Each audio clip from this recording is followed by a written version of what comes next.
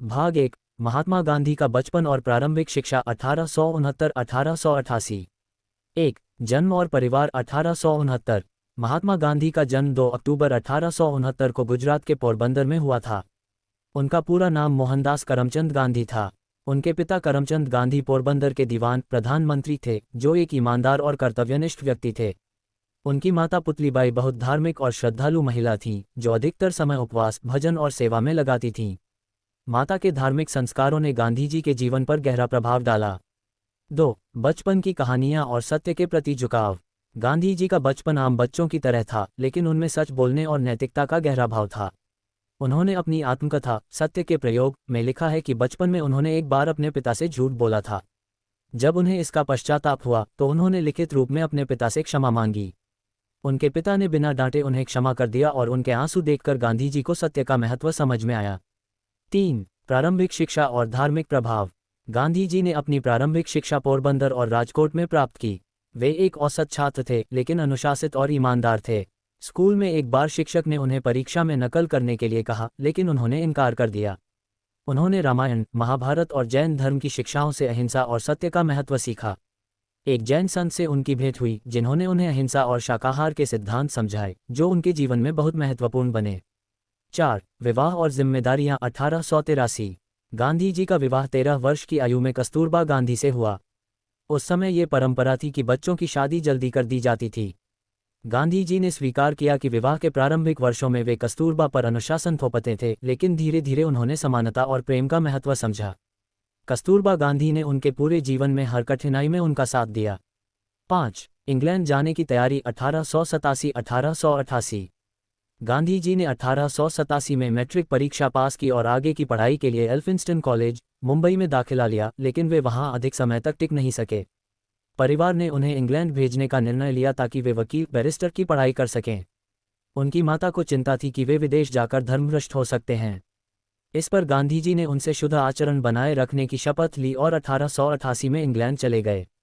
महात्मा गांधी का इंग्लैंड जाना उनके जीवन का एक महत्वपूर्ण मोड़ था।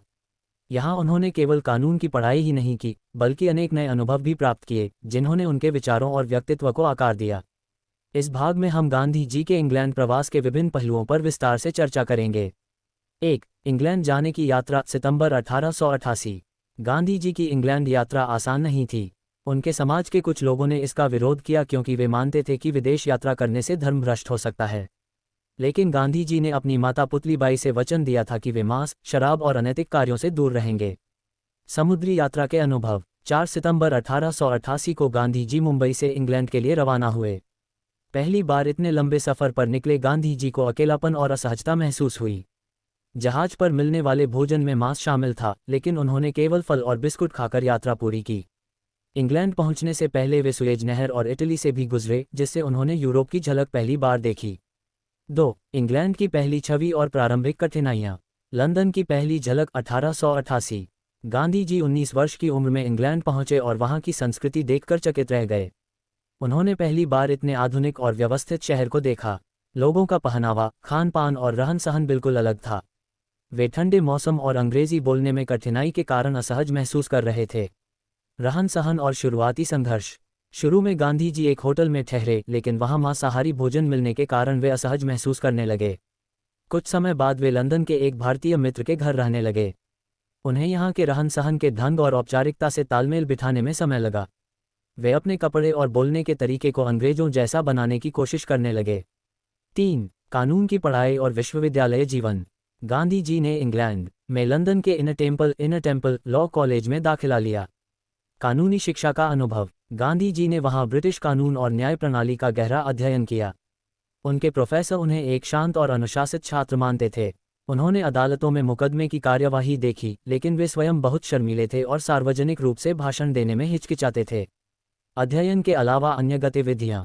गांधी जी ने खुद को शिक्षित और सभ्य बनाने के लिए अंग्रेजों की तरह पोशाक पहननी शुरू की। उन्होंने नृत्य सीखने, पियानो बजाने और बोलचाल की अंग्रेजी सुधारने के लिए कक्षाएं लीं, लेकिन इनमें वे सफल नहीं हो पाए। वे धीरे धीरे समझने लगे कि सच्ची शिक्षा केवल बाहरी दिखावे से नहीं, बल्कि आत्मज्ञान से आती है। 4. शाकाहारी जीवन का संघर्ष और आत्मखोज। गांधी जी की माता ने उनसे वचन लिया था कि वे मांस नहीं खाएंगे, लेकिन इंग्लैंड में शाकाहारी भोजन खोजना बहुत कठिन था। शुरुआत में वे केवल ब्रेड, फल और दूध पर निर्भर रहे, जिससे उनकी सेहत खराब होने लगी। बाद में उन्होंने शाकाहारी रेस्तरां ढूंढना शुरू किया और आखिरकार लंदन में शाकाहारी समाज वेजिटेरियन सोसाइटी से जुड़े। यहीं से उन्हें पहली बार एहसास हुआ कि शाकाहार केवल धार्मिक कारणों से ही नहीं बल्कि नैतिकता और अहिंसा का भी प्रतीक है। शाकाहारी समाज से जुड़े लोग और उनका प्रभाव। शाकाहारी समाज में उन्हें कई अच्छे मित्र मिले जिन्होंने उनके विचारों पर गहरा प्रभाव डाला। यहाँ उन्होंने कुछ प्रसिद्ध दार्शनिकों की पुस्तकें पढ़ीं, जैसे कि हेनरी डेविड थोरो और लियो टॉल्स्टॉय। इन विचारों ने उन्हें आत्मसंयम, सत्य और अहिंसा के सिद्धांतों की ओर प्रेरित किया। 5. इंग्लैंड के अनुभवों से सीख और परिवर्तन। गांधी जी के इंग्लैंड प्रवास ने उनके जीवन को गहराई से प्रभावित किया। वे समझ गए कि असली सभ्यता केवल पश्चिमी संस्कृति को अपनाने में नहीं, बल्कि नैतिकता और आत्मा अनुशासन में है। उन्होंने सादगी, आत्मनिर्भरता और सच्चाई को अपनाने का निर्णय लिया। वे अब एक परिपक्व और आत्मनिर्भर व्यक्ति बन चुके थे। कानूनी पढ़ाई पूरी कर भारत वापसी 1891। जून 1891 में गांधी जी ने कानून की परीक्षा पास कर ली और बैरिस्टर वकील बन गए। पढ़ाई पूरी करने के बाद वे भारत लौटने के लिए रवाना हुए, लेकिन ये यात्रा उनके लिए भावनात्मक रूप से कठिन थी, क्योंकि इसी दौरान उन्हें खबर मिली कि उनकी माता पुतलीबाई का देहांत हो चुका है। वे बेहद दुखी हुए क्योंकि वे अपनी माता को अंतिम बार नहीं देख पाए। इंग्लैंड में कानून की पढ़ाई पूरी करने के बाद महात्मा गांधी जून 1891 में भारत लौट आए। उन्हें उम्मीद थी कि वे एक सफल वकील बनेंगे और अपने परिवार को गौरवान्वित करेंगे। लेकिन भारत लौटने के बाद उन्हें कई संघर्षों का सामना करना पड़ा। इस भाग में हम उनके प्रारंभिक वकालत के प्रयासों, उनके असफलताओं और दक्षिण अफ्रीका जाने के कारणों पर विस्तार से चर्चा करेंगे। 1. भारत लौटने पर पहला बड़ा आघात 1891। गांधी जी जब भारत पहुंचे तो उन्हें अपने जीवन का सबसे बड़ा आघात लगा। उनकी माता पुतलीबाई का देहांत हो चुका था। ये खबर उन्होंने इंग्लैंड में ही सुनी थी, लेकिन अब घर लौटने पर वे पूरी तरह भावनात्मक रूप से टूट गए। वे अपनी माता के अंतिम दर्शन तक नहीं कर सके थे, जिससे उन्हें गहरा दुख हुआ। यह उनके जीवन का एक महत्वपूर्ण मोड़ था, जिसने उन्हें आत्मसंयम और धैर्य का महत्व सिखाया। 2. वकालत की शुरुआत और कठिनाइयाँ। गांधी जी को उम्मीद थी कि वे अपनी वकालत की पढ़ाई पूरी करने के बाद आसानी से एक सफल वकील बन जाएंगे, लेकिन वास्तविकता बिल्कुल अलग थी। पहला प्रयास मुंबई में वकालत 1891-1892। गांधी जी ने मुंबई में एक वकील के रूप में काम करने की कोशिश की। उन्हें अदालत की कार्यवाही और जिरह क्रॉस एग्जामिनेशन करने में कठिनाई महसूस हुई, क्योंकि वे बहुत शर्मीले थे। जब उन्होंने पहली बार अदालत में एक मामला लड़ने की कोशिश की तो वे इतने घबरा गए कि बोल भी नहीं पाए और मामला छोड़कर वापस आ गए। यह उनके आत्मविश्वास के लिए एक बड़ा झटका था। दूसरा प्रयास राजकोट में वकालत 1892। मुंबई में असफल होने के बाद वे अपने गृहनगर राजकोट लौट आए और वहां वकालत करने लगे। उन्होंने अपने भाई लक्ष्मीदास गांधी की मदद से कुछ छोटे मुकदमों पर काम किया। यहाँ उन्होंने लोकल रजवाड़ों के मामलों को सुलझाने में मध्यस्थ मीडिएटर के रूप में काम किया, लेकिन जल्द ही उन्हें स्थानीय राजनीति के कारण दिक्कतें आने लगीं। कठिनाइयाँ और आत्ममंथन। गांधी जी को जल्द ही समझ में आ गया कि सिर्फ कानून की डिग्री होना सफलता की गारंटी नहीं है। वकालत के लिए आत्मविश्वास, प्रभावशाली संवाद और अदालत की रणनीति जरूरी थी, जो उस समय उनके पास नहीं थी। उन्होंने अपने पिता के पुराने मित्र एम.जी. रानाडे और जी.के. गोखले जैसे लोगों से प्रेरणा लेने की कोशिश की। 3. दक्षिण अफ्रीका जाने का अवसर 1893। गांधी जी जब राजकोट में संघर्ष कर रहे थे, तभी उन्हें एक सुनहरा अवसर मिला। दादा अब्दुल्ला एंड कंपनी नामक एक गुजराती व्यापारी कंपनी ने उन्हें दक्षिण अफ्रीका में एक कानूनी विवाद सुलझाने के लिए नौकरी की पेशकश की। दक्षिण अफ्रीका जाने का कारण। दादा अब्दुल्ला दक्षिण अफ्रीका में एक अमीर व्यापारी थे, जिनका एक मुकदमा चल रहा था। उन्हें एक वकील की जरूरत थी जो अंग्रेजी और गुजराती दोनों भाषाएं समझता हो। गांधी जी के पास ज़्यादा अनुभव नहीं था, लेकिन यह उनके लिए एक नया अवसर था। उन्हें 1 साल के लिए 105 रुपये प्रति माह की पगार पर रखा गया। गांधी जी का निर्णय। उन्हें ये निर्णय लेने में थोड़ा संकोच हुआ, क्योंकि यह उनके लिए एक अज्ञात देश में जाने जैसा था। लेकिन चूंकि भारत में उनकी वकालत अच्छी नहीं चल रही थी, इसलिए उन्होंने इस अवसर को स्वीकार कर लिया। अप्रैल 1893 में वे मुंबई से जहाज द्वारा दक्षिण अफ्रीका के लिए रवाना हो गए। 4. दक्षिण अफ्रीका की यात्रा और पहला अनुभव। गांधी जी को उम्मीद थी कि दक्षिण अफ्रीका में वे सिर्फ एक कानूनी सलाहकार के रूप में काम करेंगे, लेकिन वहां पहुंचते ही उन्हें भारतीयों के साथ होने वाले भेदभाव और अन्याय का एहसास हुआ। पहला नस्लीय भेदभाव। प्रिटोरिया यात्रा 1893। गांधी जी डरबन पहुंचे और वहां से प्रिटोरिया जाने के लिए ट्रेन में सफ़र कर रहे थे। उन्होंने फर्स्ट क्लास टिकट खरीदा, लेकिन ट्रेन के डिब्बे में एक अंग्रेज यात्री को यह पसंद नहीं आया कि एक भारतीय उच्च श्रेणी में यात्रा करे। रेलवे अधिकारियों ने गांधी जी से कहा कि वे फर्स्ट क्लास में यात्रा नहीं कर सकते। जब उन्होंने इसका विरोध किया तो उन्हें पीटरमैरिट्सबर्ग रेलवे स्टेशन पर ट्रेन से बाहर फेंक दिया गया। इस घटना का गांधी जी पर प्रभाव। ये घटना गांधी जी के जीवन की सबसे महत्वपूर्ण घटनाओं में से एक थी। उन्होंने पहली बार एहसास किया कि भारतीयों के साथ दक्षिण अफ्रीका में गुलामों जैसा व्यवहार किया जाता है। इस अपमान ने उनके अंदर अन्याय के खिलाफ लड़ने की प्रेरणा जगाई। उन्होंने तय किया कि वे केवल अपने मुकदमे के लिए नहीं बल्कि वहां रह रहे भारतीय समुदाय के अधिकारों के लिए भी संघर्ष करेंगे। 5. दक्षिण अफ्रीका में भारतीयों की स्थिति। गांधी जी ने देखा कि दक्षिण अफ्रीका में भारतीयों को दूसरी श्रेणी का नागरिक माना जाता था। उन्हें पब्लिक प्लेस जैसे होटलों, ट्रेनों, सड़कों में घुसने नहीं दिया जाता था। भारतीय मजदूरों से गुलामों जैसा व्यवहार किया जाता था। पास सिस्टम लागू था जिसमें भारतीयों को कहीं भी जाने के लिए अनुमति पत्र लेना पड़ता था। कोर्ट में भारतीयों की गवाही को कमतर माना जाता था। गांधी जी को समझ में आ गया कि यहाँ केवल उनका कानूनी कार्य महत्वपूर्ण नहीं है बल्कि यह एक बड़ा सामाजिक संघर्ष है। महात्मा गांधी दक्षिण अफ्रीका केवल 1 साल के लिए कानूनी सलाहकार के रूप में गए थे, लेकिन वहां के भारतीयों की दयनीय स्थिति और अन्याय ने उन्हें सामाजिक कार्यों और मानवाधिकारों की लड़ाई में उतार दिया। इस भाग में हम देखेंगे कि कैसे उन्होंने दक्षिण अफ्रीका में अन्याय के खिलाफ संघर्ष किया, सत्याग्रह की नींव रखी और भारतीय समुदाय को संगठित किया। 1. दक्षिण अफ्रीका में भारतीयों की दयनीय स्थिति। गांधी जी ने जब दक्षिण अफ्रीका में भारतीयों की वास्तविक स्थिति देखी तो वे हैरान रह गए। वहां भारतीयों को बहुत खराब हालात में रखा जाता था। 1.1 नस्लीय भेदभाव और अन्याय। भारतीयों को कूली कहकर अपमानित किया जाता था। वे न तो अच्छी नौकरी पा सकते थे और न ही जमीन खरीद सकते थे। अदालतों में भारतीयों की गवाही को कम महत्व दिया जाता था। सरकारी दफ्तरों और होटलों में भारतीयों को प्रवेश नहीं मिलता था। भारतीय मजदूरों को जबरन अल्प वेतन पर कड़ी मेहनत करवाई जाती थी। 1.2 पास सिस्टम गुलामी जैसी व्यवस्था। हर भारतीय को एक विशेष पास परमिट रखना पड़ता था। यदि कोई भारतीय बिना पास के पकड़ा जाता तो उसे जेल भेज दिया जाता। गांधी जी को यह महसूस हुआ कि यह व्यवस्था भारतीयों को गुलाम बनाने के लिए बनाई गई थी। 2. पीटरमैरिट्सबर्ग की घटना और गांधी जी का पहला विरोध 1893। 2.1 ट्रेन से बाहर निकाले जाने की घटना। 1893 में पीटरमैरिट्सबर्ग रेलवे स्टेशन पर गांधी जी को सिर्फ इसलिए ट्रेन से बाहर फेंक दिया गया क्योंकि वे भारतीय होते हुए फर्स्ट क्लास में सफ़र कर रहे थे। ठंड के मौसम में उन्होंने पूरी रात स्टेशन के प्रतीक्षालय में बिताए। 2.2 इस घटना का प्रभाव। गांधी जी ने तय किया कि वे सिर्फ एक वकील बनकर पैसा नहीं कमाएंगे बल्कि सत्य और न्याय के लिए लड़ेंगे। उन्होंने निश्चय किया कि वे दक्षिण अफ्रीका में भारतीयों की स्थिति सुधारने के लिए काम करेंगे। 3. भारतीयों को संगठित करने की शुरुआत।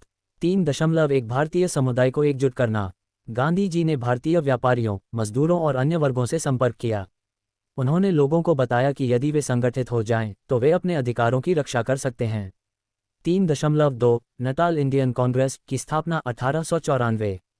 1894 में गांधी जी ने Natal Indian Congress, Natal Indian Congress NIC की स्थापना की।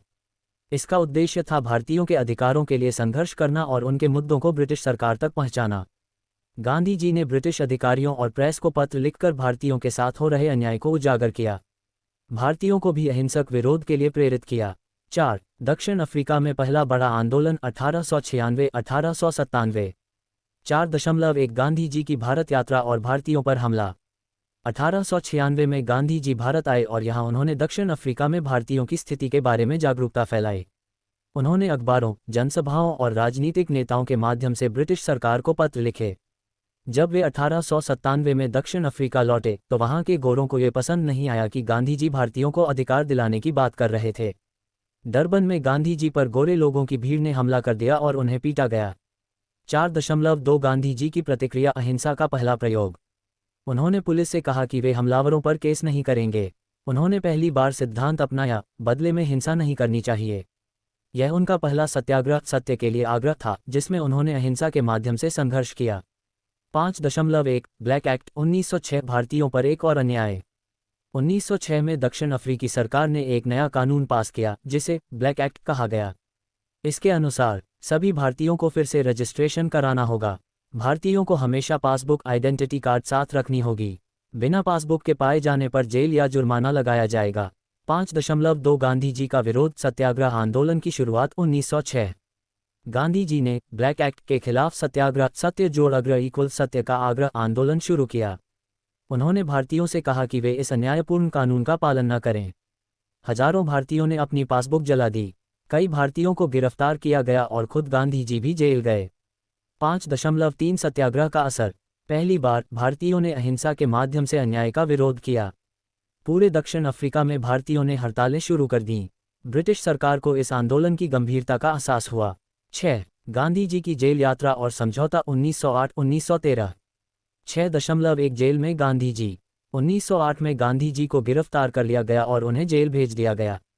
जेल में उन्होंने कठिन परिश्रम किया, जमीनी हकीकत को समझा और अपना आत्मबल बढ़ाया। उन्होंने अपने समर्थकों को लिखा कि सत्याग्रह एक लंबी लड़ाई है, लेकिन हमें डटे रहना होगा। 6.2 दक्षिण अफ्रीकी सरकार का झुकाव। लगातार हो रहे सत्याग्रह आंदोलनों के कारण ब्रिटिश सरकार को मजबूर होकर भारतीयों की मांगों पर विचार करना पड़ा। 1913 में गांधी जी ने दक्षिण अफ्रीकी सरकार से एक समझौता किया, जिसमें भारतीयों के खिलाफ कुछ कानूनों को समाप्त कर दिया गया। 7. सत्याग्रह का प्रभाव और गांधी जी की भारत वापसी 1915। 7.1 दक्षिण अफ्रीका में गांधी जी का योगदान। उन्होंने भारतीयों के सिविल राइट्स की रक्षा की। उन्होंने अहिंसा और सत्याग्रह के माध्यम से संघर्ष का एक नया तरीका दिखाया। उन्होंने फीनिक्स फार्म और टॉल्स्टॉय फार्म नाम से 2 आश्रम स्थापित किए, जहां वे अहिंसा और आत्मनिर्भरता की शिक्षा देते थे। 7.2 भारत लौटने का निर्णय। 1914 में गांधी जी ने दक्षिण अफ्रीका से विदाई ली और 1915 में भारत लौटे। वे अब केवल एक वकील नहीं थे, बल्कि एक सच्चे स्वतंत्रता सेनानी और सामाजिक कार्यकर्ता बन चुके थे। दक्षिण अफ्रीका में सत्याग्रह की सफलता के बाद महात्मा गांधी 1915 में भारत लौटे। वे अब केवल एक वकील नहीं, बल्कि एक प्रभावशाली जननेता और स्वतंत्रता सेनानी बन चुके थे। भारत लौटने के बाद उन्होंने भारतीय स्वतंत्रता संग्राम में प्रवेश किया और अपनी अहिंसक संघर्ष की नीति को भारत में लागू किया। इस भाग में हम देखेंगे कि कैसे उन्होंने भारतीय राजनीति में कदम रखा, देश के हालात को समझा और अपने पहले बड़े सत्याग्रह, चंपारण सत्याग्रह, का नेतृत्व किया। 1. महात्मा गांधी की भारत वापसी 1915। 1.1 गांधी जी का स्वागत और जनता की अपेक्षाएं। 9 जनवरी 1915 को गांधी जी दक्षिण अफ्रीका से भारत लौटे। मुंबई, तत्कालीन बंबई के अपोलो बंदरगाह पर हजारों लोग उनका स्वागत करने के लिए एकत्र हुए थे। भारतीयों को उनसे बहुत उम्मीदें थीं, क्योंकि उन्होंने दक्षिण अफ्रीका में नस्लवाद और अन्याय के खिलाफ सफल आंदोलन चलाया था। लेकिन गांधी जी ने जल्दबाजी में कोई आंदोलन शुरू करने के बजाय पहले भारत की स्थिति को समझने का निर्णय लिया। 1.2 गोपाल कृष्ण गोखले से मुलाकात। गांधी जी ने भारत लौटते ही गोपाल कृष्ण गोखले से मुलाकात की, जो उस समय भारतीय राष्ट्रीय कांग्रेस के एक वरिष्ठ नेता थे। गोखले ने उन्हें पहले भारत के हालात को अच्छे से समझने की सलाह दी। गांधी जी ने तय किया कि वे जल्दबाजी में कोई निर्णय नहीं लेंगे, बल्कि पहले देश भर में यात्रा करके लोगों की समस्याओं को करीब से जानेंगे। 2. गांधी जी की पूरे भारत में यात्रा 1915-1916।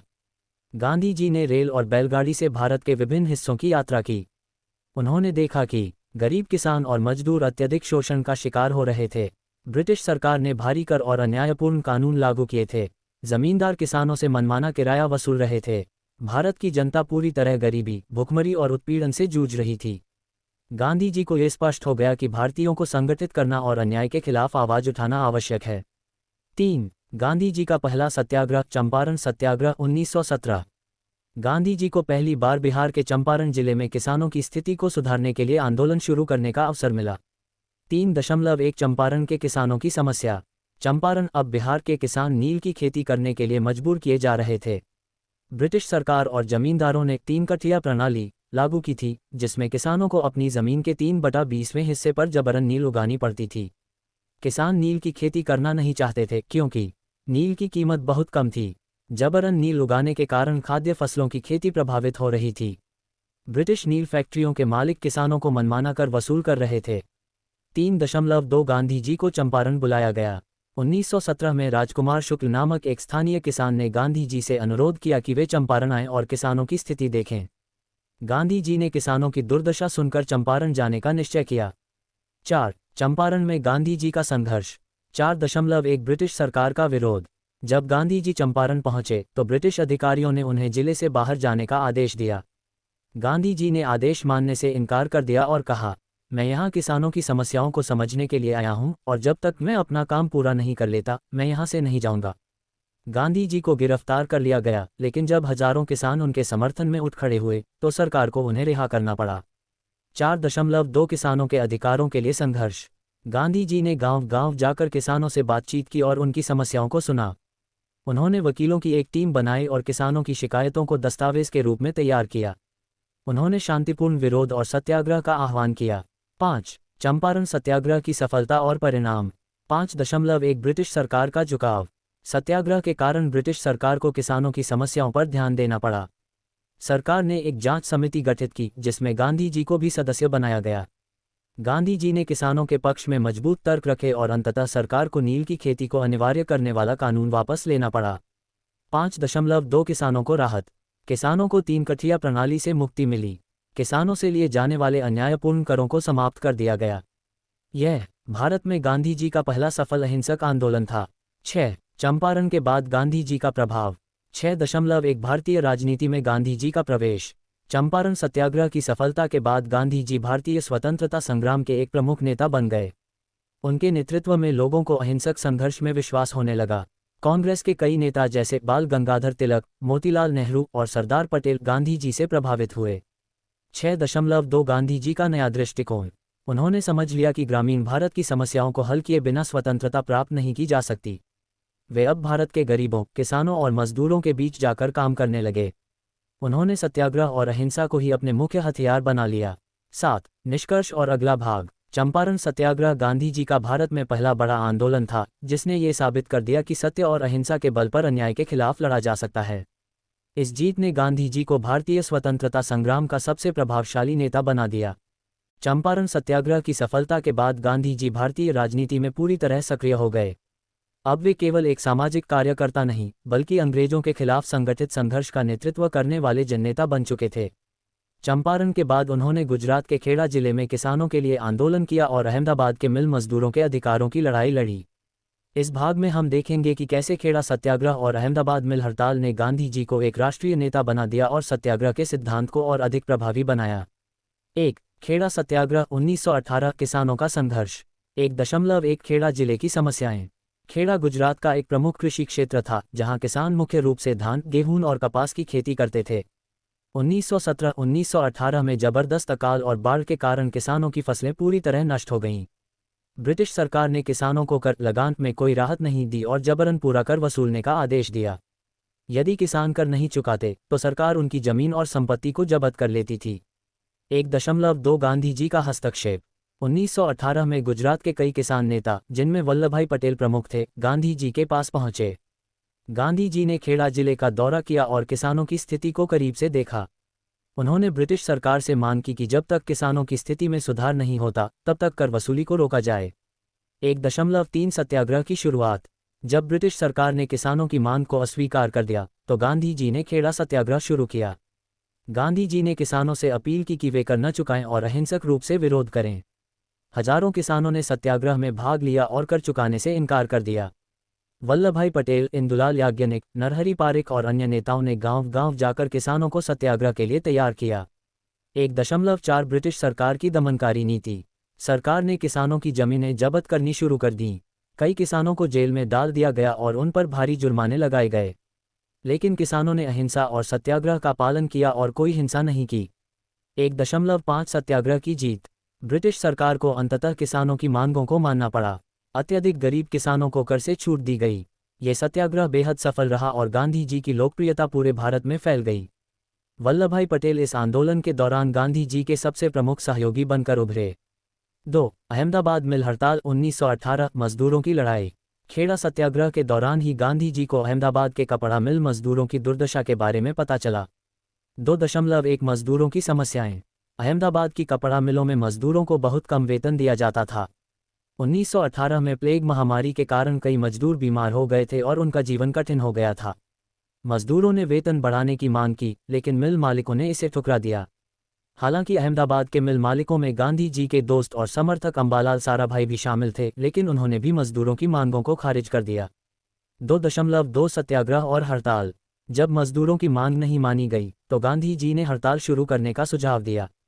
उन्होंने मजदूरों को शांतिपूर्ण ढंग से हड़ताल करने को कहा और उनसे अनुरोध किया कि वे जब तक वेतन नहीं बढ़ता तब तक काम पर न जाएं। गांधी जी ने मिल मालिकों से कहा कि मजदूरों के वेतन में कम से कम 35% की वृद्धि होनी चाहिए, लेकिन मिल मालिकों ने इसे स्वीकार करने से मना कर दिया। 2.3 भूख हड़ताल गांधी जी का नया हथियार। जब कई दिन बीत गए और मजदूरों की स्थिति खराब होने लगी तो गांधी जी ने भूख हड़ताल करने का निर्णय लिया। उन्होंने ऐलान किया कि जब तक मजदूरों को न्याय नहीं मिलेगा वे अन्न ग्रहण नहीं करेंगे। गांधी जी की भूख हड़ताल का मजदूरों पर बहुत प्रभाव पड़ा और वे आंदोलन में और अधिक दृढ़ता से शामिल हो गए। आखिरकार मिल मालिकों को गांधी जी की मांग को मानना पड़ा और मजदूरों के वेतन में 35% की वृद्धि कर दी गई। 2.4 आंदोलन की सफलता। ये भारत में पहली बार था जब मजदूरों ने संगठित होकर शांतिपूर्ण सत्याग्रह किया। मजदूरों और मिल मालिकों के बीच सामंजस्य बैठाने में गांधी जी की भूमिका अत्यंत महत्वपूर्ण रही।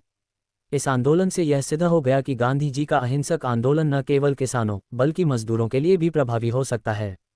3. खेड़ा और अहमदाबाद सत्याग्रह का प्रभाव। 3.1 गांधी जी की लोकप्रियता में वृद्धि। इन दोनों आंदोलनों की सफलता के बाद गांधी जी केवल क्षेत्रीय नेता नहीं रहे बल्कि वे राष्ट्रीय स्तर पर एक बड़े नेता के रूप में उभरे। अब लोग मानने लगे कि गांधी जी के नेतृत्व में भारत को स्वतंत्रता मिल सकती है। 3.2 सत्याग्रह का विस्तार। खेड़ा और अहमदाबाद के बाद सत्याग्रह एक महत्वपूर्ण हथियार बन गया। कांग्रेस के अन्य नेताओं ने भी सत्याग्रह को अपनाने की दिशा में सोचना शुरू कर दिया। इस आंदोलन ने भारतीय स्वतंत्रता संग्राम को एक नई दिशा दी। 3.3 गांधी जी का भारतीय जनता से गहरा संबंध। खेड़ा और अहमदाबाद ने गांधी जी को गरीबों, किसानों और मजदूरों से जोड़ दिया। वे अब केवल एक राजनीतिक नेता नहीं बल्कि जनता के संघर्षों के साथ खड़े एक मसीहा बन चुके थे। 1920 खेड़ा सत्याग्रह और अहमदाबाद मिल हड़ताल की सफलता के बाद गांधी जी भारतीय स्वतंत्रता संग्राम के सबसे प्रभावशाली नेता बन गए। अब वे सिर्फ किसानों और मजदूरों के संघर्षों तक सीमित नहीं रहे बल्कि उन्होंने ब्रिटिश सरकार के दमनकारी कानूनों के खिलाफ राष्ट्रव्यापी आंदोलन छेड़ने का फैसला किया। 1919 का दौर भारतीय इतिहास में बेहद उथल-पुथल भरा था। इस समय ब्रिटिश सरकार ने रॉलेट एक्ट नामक काला कानून लागू किया जिसके खिलाफ पूरे भारत में जबरदस्त विरोध प्रदर्शन हुए। इसी दौरान अमृतसर के जलियांवाला बाग में एक भयानक नरसंहार हुआ जिसने भारतीय जनता को झकझोर दिया। इसके बाद गांधी जी ने खिलाफत आंदोलन और असहयोग आंदोलन की नींव रखी जिसने भारतीय स्वतंत्रता संग्राम को एक नया मोड़ दिया। 1. रॉलेट एक्ट 1919 भारत का काला कानून।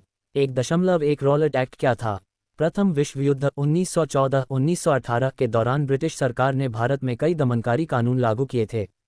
युद्ध खत्म होने के बाद उम्मीद थी कि ब्रिटिश सरकार भारतीयों को कुछ अधिकार देगी, लेकिन इसके विपरीत उसने और भी कठोर कानून लागू कर दिए। रॉलेट एक्ट 1919 को काला कानून कहा जाता है क्योंकि सरकार को बिना किसी मुकदमे के किसी भी व्यक्ति को गिरफ्तार करने और जेल में डालने का अधिकार मिला। कोई भी व्यक्ति सरकार की आलोचना नहीं कर सकता था। अखबारों पर कड़ी सेंसरशिप लागू कर दी गई। बिना किसी सबूत के किसी को भी देशद्रोही घोषित कर जेल भेजा जा सकता था। 1.2 गांधी जी का विरोध और सत्याग्रह। गांधी जी ने रॉलेट एक्ट के खिलाफ देशव्यापी आंदोलन छेड़ने का फैसला किया। उन्होंने 6 अप्रैल 1919 को पूरे देश में हड़ताल और सत्याग्रह का आह्वान किया। देश भर में लाखों लोग सड़कों पर उतर आए, दुकानें बंद कर दी गईं और ब्रिटिश सरकार के खिलाफ विरोध प्रदर्शन शुरू हो गए। पंजाब में इस विरोध प्रदर्शन को रोकने के लिए ब्रिटिश सरकार ने दमनकारी नीतियां अपनाईं। 2. जलियांवाला बाग हत्याकांड 13 अप्रैल 1919। 2.1 पंजाब में दमनकारी नीति। पंजाब में सत्याग्रह के दौरान दो प्रमुख नेताओं सत्यपाल और सैफुद्दीन किचलू को ब्रिटिश सरकार ने गिरफ्तार कर लिया। उनके समर्थन में अमृतसर में हजारों लोग जलियांवाला बाग में एक शांतिपूर्ण सभा करने के लिए इकट्ठा हुए। 2.2 जनरल डायर का नरसंहार। ब्रिटिश जनरल रेजिनाल्ड डायर ने जलियांवाला बाग के चारों ओर सैनिकों को तैनात कर दिया और बिना किसी चेतावनी के गोलियां चलाने का आदेश दिया। करीब 10 मिनट तक सैनिकों ने निहत्थे लोगों पर गोलियां चलाईं। करीब 1000 से अधिक लोग मारे गए और हजारों घायल हुए। बाग के चारों ओर ऊंची दीवारें थीं और सिर्फ एक संकरा रास्ता था जिससे लोग भाग भी नहीं सके। 2.3 भारतीय जनता में आक्रोश। इस घटना ने पूरे देश को गहरे शोक और आक्रोश से भर दिया। गांधी जी ने इस हत्याकांड की कड़ी निंदा की और ब्रिटिश सरकार के खिलाफ और अधिक तीव्र संघर्ष छेड़ने का संकल्प लिया। रविंद्रनाथ टैगोर ने अपना नाइटहुड ब्रिटिश सरकार द्वारा दी गई उपाधि लौटा दिया। ये नरसंहार भारतीय स्वतंत्रता संग्राम में एक निर्णायक मोड़ साबित हुआ। 3. खिलाफत आंदोलन 1919-1924 हिंदू मुस्लिम एकता का प्रयास। 3.1 खिलाफत आंदोलन क्यों शुरू हुआ? प्रथम विश्व युद्ध के बाद तुर्की के खलीफा मुस्लिमों के धार्मिक नेता का अपमान किया गया। भारतीय मुसलमानों ने ब्रिटिश सरकार से मांग की कि खलीफा का अपमान न किया जाए और उनकी शक्ति को बरकरार रखा जाए। अली बंधु शौकत अली और मोहम्मद अली के नेतृत्व में खिलाफत आंदोलन शुरू हुआ। 3.2 गांधी जी का समर्थन। गांधी जी ने महसूस किया कि यदि हिंदू मुस्लिम एकता स्थापित करनी है तो खिलाफत आंदोलन का समर्थन जरूरी है। उन्होंने खिलाफत आंदोलन और स्वतंत्रता संग्राम को एक साथ जोड़ दिया। 1920 में गांधी जी की अगुवाई में हिंदू और मुस्लिम नेताओं ने मिलकर खिलाफत आंदोलन को मजबूत किया। 4. असहयोग आंदोलन की तैयारी 1920। 4.1 गांधी जी का नया हथियार असहयोग। जलियांवाला बाग हत्याकांड और रॉलेट एक्ट के बाद गांधी जी ने फैसला किया कि अब ब्रिटिश सरकार के साथ कोई सहयोग नहीं किया जाएगा। उन्होंने ब्रिटिश शासन के खिलाफ असहयोग आंदोलन की शुरुआत करने का ऐलान किया। 4.2 असहयोग आंदोलन के प्रमुख बिंदु। ब्रिटिश वस्त्रों का बहिष्कार, विदेशी वस्तुओं का त्याग और स्वदेशी वस्त्रों का उपयोग, ब्रिटिश स्कूलों, कॉलेजों और नौकरियों से इस्तीफा, सरकारी उपाधियां और पुरस्कार लौटाना। 4.3 गांधी जी का प्रभाव। असहयोग आंदोलन की घोषणा के साथ ही गांधी जी भारत के सबसे बड़े नेता बन गए। पूरे देश में ब्रिटिश शासन के खिलाफ एक राष्ट्रव्यापी विद्रोह शुरू होने वाला था। जलियांवाला बाग हत्याकांड और रॉलेट एक्ट के बाद पूरे भारत में ब्रिटिश सरकार के प्रति गुस्सा और आक्रोश चरम सीमा पर पहुंच गया था। इसी समय गांधी जी ने असहयोग आंदोलन की घोषणा की, जिससे स्वतंत्रता संग्राम को एक नया और शक्तिशाली रूप मिला। असहयोग आंदोलन भारत के पहले राष्ट्रव्यापी आंदोलन के रूप में जाना जाता है, जिसने अंग्रेजों की नींव हिला दी। लेकिन 1922 में चौरी चौरा कांड की घटना के कारण गांधी जी को इस आंदोलन को अचानक रोकना पड़ा। 1. असहयोग आंदोलन 1920-1922 ब्रिटिश राज के खिलाफ राष्ट्रव्यापी विद्रोह। 1.1 असहयोग आंदोलन क्यों शुरू किया गया? ब्रिटिश सरकार की अन्यायपूर्ण नीतियों के खिलाफ भारतीयों में गहरी नाराजगी थी। रॉलेट एक्ट के तहत भारतीयों को बिना मुकदमे के जेल भेजने का अधिकार ब्रिटिश सरकार ने लिया था। जलियांवाला बाग नरसंहार ने भारतीयों को झकझोर कर रख दिया था। खिलाफत आंदोलन के तहत मुस्लिम समाज भी ब्रिटिश सरकार के खिलाफ हो चुका था। गांधी जी ने महसूस किया कि अब ब्रिटिश सरकार के साथ कोई सहयोग नहीं किया जाना चाहिए और स्वराज पूर्ण स्वतंत्रता के लिए एक बड़ा आंदोलन शुरू किया जाना चाहिए। 1.2 असहयोग आंदोलन के मुख्य उद्देश्य। ब्रिटिश सरकार से असहयोग करना और हर क्षेत्र में उनका बहिष्कार करना। स्वराज की प्राप्ति, ब्रिटिश शासन से पूर्ण स्वतंत्रता, हिंदू मुस्लिम एकता को मजबूत करना, अहिंसक तरीके से अंग्रेजों को भारत छोड़ने के लिए मजबूर करना। 1.3 आंदोलन की शुरुआत। 1 अगस्त 1920 को गांधी जी ने असहयोग आंदोलन की औपचारिक घोषणा की। लाला लाजपत राय, बाल गंगाधर तिलक, मौलाना अबुल कलाम आज़ाद, जवाहरलाल नेहरू और अन्य बड़े नेता गांधी जी के समर्थन में आ गए। लाखों भारतीयों ने अंग्रेजों के विरुद्ध असहयोग आंदोलन में भाग लिया। 2. असहयोग आंदोलन के प्रमुख चरण। 2.1 ब्रिटिश वस्त्रों और विदेशी सामानों का बहिष्कार। पूरे देश में ब्रिटिश कपड़ों और विदेशी वस्तुओं को जलाने की लहर शुरू हो गई। लोगों ने खादी, हाथ से बुने कपड़े को अपनाना शुरू कर दिया। ब्रिटिश मिलों का बहिष्कार किया गया और स्वदेशी वस्त्रों का उपयोग किया जाने लगा। 2.2 शिक्षा का बहिष्कार। ब्रिटिश सरकार द्वारा चलाए जा रहे स्कूलों और कॉलेजों का बहिष्कार किया गया। महात्मा गांधी, लाला लाजपत राय और कई अन्य नेताओं ने अपने सम्मानित पदों को त्याग दिया। इस दौरान जामिया मिलिया इस्लामिया और काशी विद्यापीठ जैसे स्वदेशी शिक्षण संस्थान खोले गए। 2.3 ब्रिटिश अदालतों का बहिष्कार। वकीलों और न्यायाधीशों ने अंग्रेजों के अधीन काम करने से इनकार कर दिया। मोतीलाल नेहरू, चित्तरंजन दास और अन्य प्रसिद्ध वकीलों ने अपनी वकालत छोड़ दी। 2.4 सरकारी नौकरियों और पदों से इस्तीफा। सरकारी कर्मचारी अंग्रेजों की नौकरी छोड़ने लगे। लोगों ने ब्रिटिश सरकार द्वारा दी गई उपाधियों को त्याग दिया। रविंद्रनाथ टैगोर और कई अन्य बुद्धिजीवियों ने ब्रिटिश सरकार द्वारा दी गई सम्मानित उपाधियां लौटा दीं। 2.5 करों का भुगतान न करना। किसानों और व्यापारियों ने अंग्रेजों को कर चुकाने से इनकार कर दिया। इस आंदोलन से ब्रिटिश सरकार की अर्थव्यवस्था बुरी तरह प्रभावित हुई। 3. आंदोलन की सफलता और ब्रिटिश सरकार की प्रतिक्रिया। ब्रिटिश सरकार पूरी तरह से हिल गई थी क्योंकि पहली बार पूरे भारत ने संगठित होकर उनका विरोध किया था। आंदोलन के कारण ब्रिटिश वस्त्र उद्योग को भारी नुकसान हुआ। ब्रिटिश सरकार ने कई नेताओं को गिरफ्तार किया, लेकिन फिर भी आंदोलन जारी रहा। 1921 में गांधी जी ने घोषणा की कि यदि आंदोलन इसी तरह जारी रहा तो 1 साल में भारत स्वतंत्र हो सकता है। 4. चौरी चौरा कांड 1922 आंदोलन का अचानक अंत। 4.1 क्या हुआ था चौरी चौरा में? 5 फरवरी 1922 को उत्तर प्रदेश के चौरी चौरा नामक स्थान पर एक हिंसक घटना हुई। ब्रिटिश पुलिस ने प्रदर्शन कर रहे किसानों पर लाठीचार्ज किया और कई लोगों को गिरफ्तार कर लिया। गुस्साए किसानों ने पुलिस थाने को घेर लिया। किसानों ने पुलिस थाने में आग लगा दी, जिससे 22 पुलिसकर्मियों की मौत हो गई। 4.2 गांधी जी की प्रतिक्रिया। गांधी जी पूरी तरह अहिंसा के सिद्धांत में विश्वास रखते थे। उन्होंने इस घटना की कड़ी निंदा की और आंदोलन को तत्काल रोकने की घोषणा कर दी। कई नेताओं ने गांधी जी से आंदोलन जारी रखने की अपील की, लेकिन गांधी जी ने कहा कि अहिंसा के बिना कोई आंदोलन सफल नहीं हो सकता। 4.3 ब्रिटिश सरकार की प्रतिक्रिया। ब्रिटिश सरकार ने इस घटना को बहुत गंभीरता से लिया और कई नेताओं को गिरफ्तार किया। महात्मा गांधी को भी गिरफ्तार कर 6 साल की सजा सुनाई गई। सभी प्रमुख स्वतंत्रता सेनानियों को जेल में डाल दिया गया। 5. असहयोग आंदोलन का प्रभाव। 5.1 आंदोलन की सकारात्मक उपलब्धियां। भारत के स्वतंत्रता संग्राम को एक राष्ट्रव्यापी स्वरूप मिला। गांधी जी पूरे देश के सबसे बड़े नेता बनकर उभरे। स्वदेशी आंदोलन को नया जीवन मिला। ब्रिटिश सरकार पहली बार भारतीयों की शक्ति को समझने लगी। 5.2 आंदोलन की विफलताएं। चौरी चौरा कांड के कारण आंदोलन को अचानक बंद करना पड़ा। हिंसा के कारण गांधी जी को गिरफ्तार कर लिया गया और आंदोलन कमजोर हो गया। कुछ नेताओं को लगा कि हिंसा के डर से आंदोलन रोकना उचित नहीं था। असहयोग आंदोलन के अचानक स्थगित होने के बाद भारतीय स्वतंत्रता संग्राम एक संक्रमण काल में प्रवेश कर गया। कई नेताओं को लगा कि संघर्ष को जारी रखना चाहिए, जबकि कुछ अन्य नेताओं ने महसूस किया कि अब एक नई रणनीति अपनाने की जरूरत है। इसी समय कांग्रेस में दो विचारधाराएं उभरकर सामने आईं। संवैधानिक तरीकों से ब्रिटिश शासन के भीतर सुधार लाने की कोशिश, स्वराज पार्टी की स्थापना। गांधी जी के नेतृत्व में एक और बड़े संघर्ष की तैयारी, सविनय अवज्ञा आंदोलन।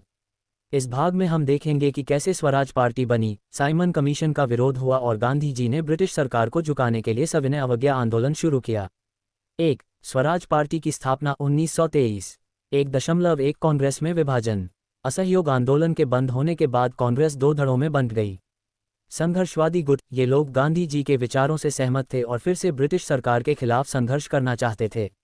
संवैधानिक गुट, इनमें मोतीलाल नेहरू और चित्तरंजन दास जैसे नेता थे, जो मानते थे कि ब्रिटिश शासन में प्रवेश कर संसद और विधानसभाओं में रहकर भारतीयों के लिए काम करना चाहिए। 1.2 स्वराज पार्टी का गठन। 1 जनवरी 1923 को मोतीलाल नेहरू और चित्तरंजन दास ने स्वराज पार्टी की स्थापना की। पार्टी का मुख्य उद्देश्य ब्रिटिश विधानसभाओं में जाकर सरकार की नीतियों का विरोध करना और सुधार लाना था। 1923 के चुनाव में स्वराज पार्टी को बड़ी सफलता मिली और इसने कई स्थानों पर ब्रिटिश सरकार की नीतियों को बाधित किया। 1.3 स्वराज पार्टी की सीमाएं। स्वराज पार्टी ब्रिटिश शासन के भीतर रहते हुए ही सुधार चाहती थी, लेकिन इससे जनता में ज्यादा उत्साह नहीं था। चित्तरंजन दास की 1925 में मृत्यु हो गई, जिससे पार्टी कमजोर पड़ गई। इस दौरान गांधी जी चुपचाप एक और बड़े आंदोलन की तैयारी कर रहे थे। 2. साइमन कमीशन का विरोध 1928। 2.1 साइमन कमीशन क्या था? 1927 में ब्रिटिश सरकार ने भारत में सुधारों की समीक्षा के लिए साइमन कमीशन का गठन किया। इस कमीशन में कोई भी भारतीय सदस्य नहीं था। ये भारतीयों के लिए गहरी निराशा और अपमान की बात थी। 2.2 पूरे देश में विरोध प्रदर्शन। 30 अक्टूबर 1928 को लाहौर में साइमन कमीशन के खिलाफ एक बड़ा प्रदर्शन हुआ। लाला लाजपत राय के नेतृत्व में हजारों भारतीयों ने साइमन गो बैक के नारे लगाए। ब्रिटिश पुलिस ने प्रदर्शनकारियों पर लाठीचार्ज कर दिया। एक अंग्रेज अधिकारी, जेम्स स्कॉट, ने लाला लाजपत राय पर बर्बर लाठीचार्ज किया, जिससे वे बुरी तरह घायल हो गए और कुछ दिनों बाद उनकी मृत्यु हो गई। 2.3 भगत सिंह और युवाओं का क्रांतिकारी विद्रोह। लाला लाजपत राय की मृत्यु से क्रांतिकारियों में गहरा आक्रोश फैल गया। भगत सिंह, राजगुरु और सुखदेव ने जेम्स स्कॉट की हत्या की योजना बनाई। गलती से उन्होंने जेम्स स्कॉट की जगह J.P. सॉन्डर्स को गोली मार दी। इस घटना ने भारतीय क्रांतिकारी आंदोलन को एक नई दिशा दी। 3. नेहरू रिपोर्ट और पूर्ण स्वराज 1929। 3.1 नेहरू रिपोर्ट 1928। ब्रिटिश सरकार ने भारतीयों से पूछा कि वे कैसा संविधान चाहते हैं। मोतीलाल नेहरू की अध्यक्षता में नेहरू रिपोर्ट बनाई गई, जिसमें मांग की गई कि भारत को डोमिनियन स्टेटस, ब्रिटिश साम्राज्य के भीतर स्वशासन दिया जाए, सभी भारतीयों को समान अधिकार और स्वतंत्रता मिले। लेकिन ब्रिटिश सरकार ने इस रिपोर्ट को अस्वीकार कर दिया। 3.2 पूर्ण स्वराज की घोषणा 1929। लाहौर अधिवेशन 1929 में जवाहरलाल नेहरू की अध्यक्षता में पूर्ण स्वराज की घोषणा की गई। 26 जनवरी 1930 को भारत में पहली बार स्वतंत्रता दिवस मनाया गया। ये निर्णय लिया गया कि अब ब्रिटिश सरकार के खिलाफ एक और बड़ा आंदोलन छेड़ा जाएगा। 4.1 सविनय अवज्ञा आंदोलन क्यों जरूरी था? ब्रिटिश सरकार भारतीयों पर अन्यायपूर्ण कर लगा रही थी। नमक कर विशेष रूप से गरीब जनता के लिए एक बड़ा बोझ था। गांधी जी ने ब्रिटिश कानूनों को तोड़ने का फैसला किया, जिससे अंग्रेजों को झुकने पर मजबूर किया जा सके। 4.2 दांडी मार्च 12 मार्च 1930। गांधी जी ने 12 मार्च 1930 को अहमदाबाद से दांडी तक 240 मील लंबी यात्रा शुरू की। उनके साथ हजारों लोग थे, जो नमक सत्याग्रह में भाग ले रहे थे। 6 अप्रैल 1930 को गांधी जी ने दांडी के समुद्र तट पर नमक बनाकर ब्रिटिश कानून को तोड़ा। इस घटना ने पूरे देश को नए संघर्ष के लिए प्रेरित किया। 4.3 आंदोलन की सफलता। ब्रिटिश सरकार ने गांधी जी को गिरफ्तार कर लिया। पूरे देश में ब्रिटिश वस्त्रों और करों का बहिष्कार किया गया। लाखों लोगों ने नमक कानून तोड़ा।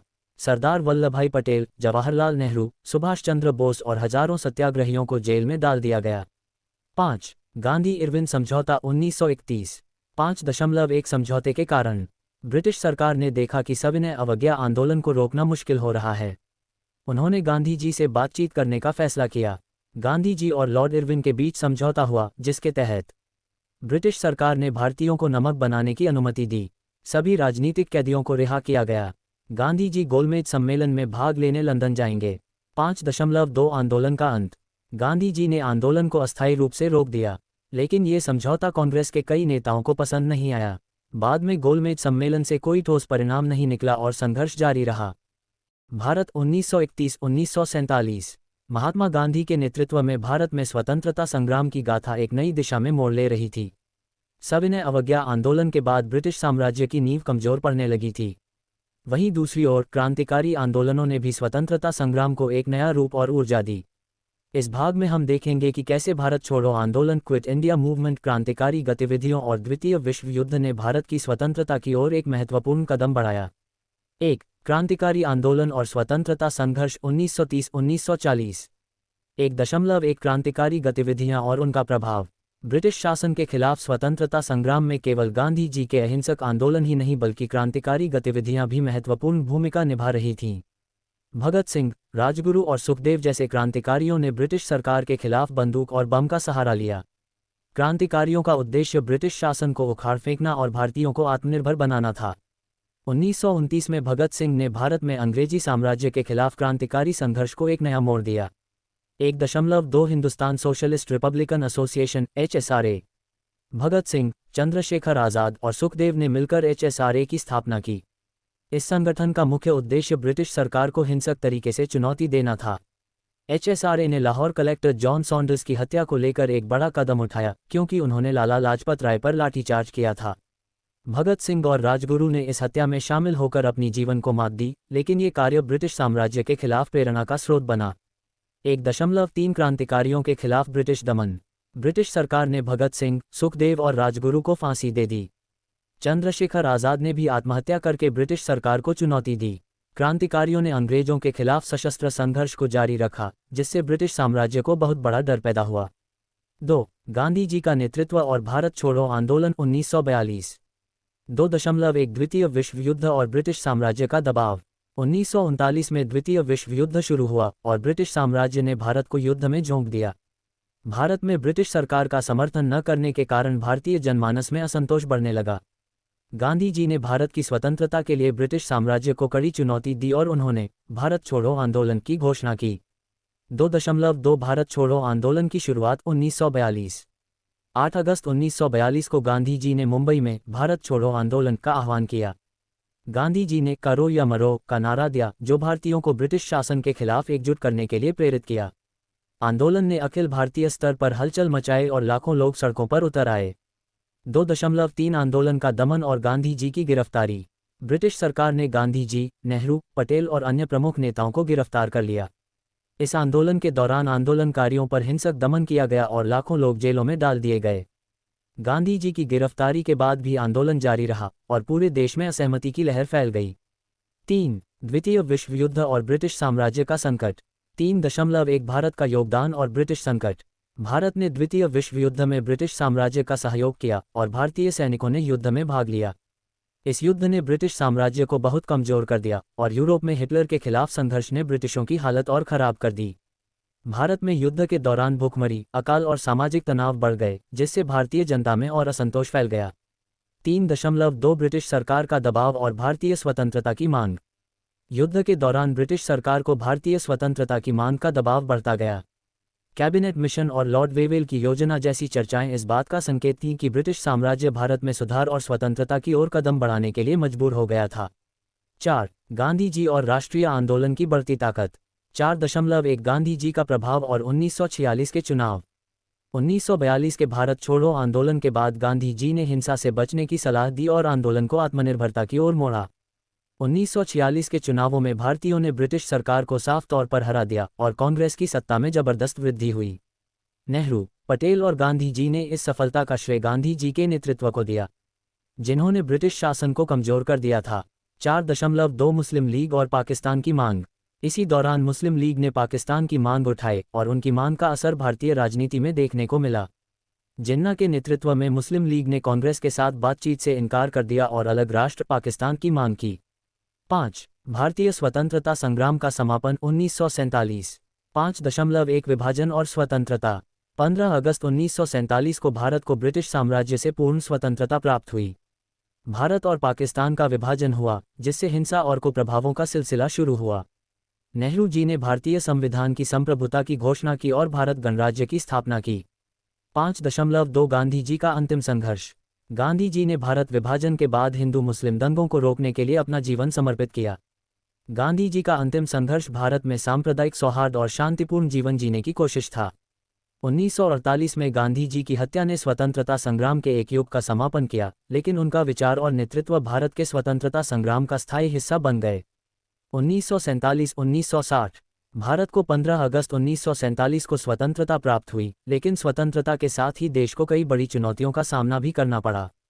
इस भाग में हम देखेंगे कि भारत की राजनीति, समाज और आर्थिक स्थिति में किस तरह के बदलाव आए और नेहरू जी के नेतृत्व में देश ने कैसे विकास की दिशा में कदम बढ़ाया।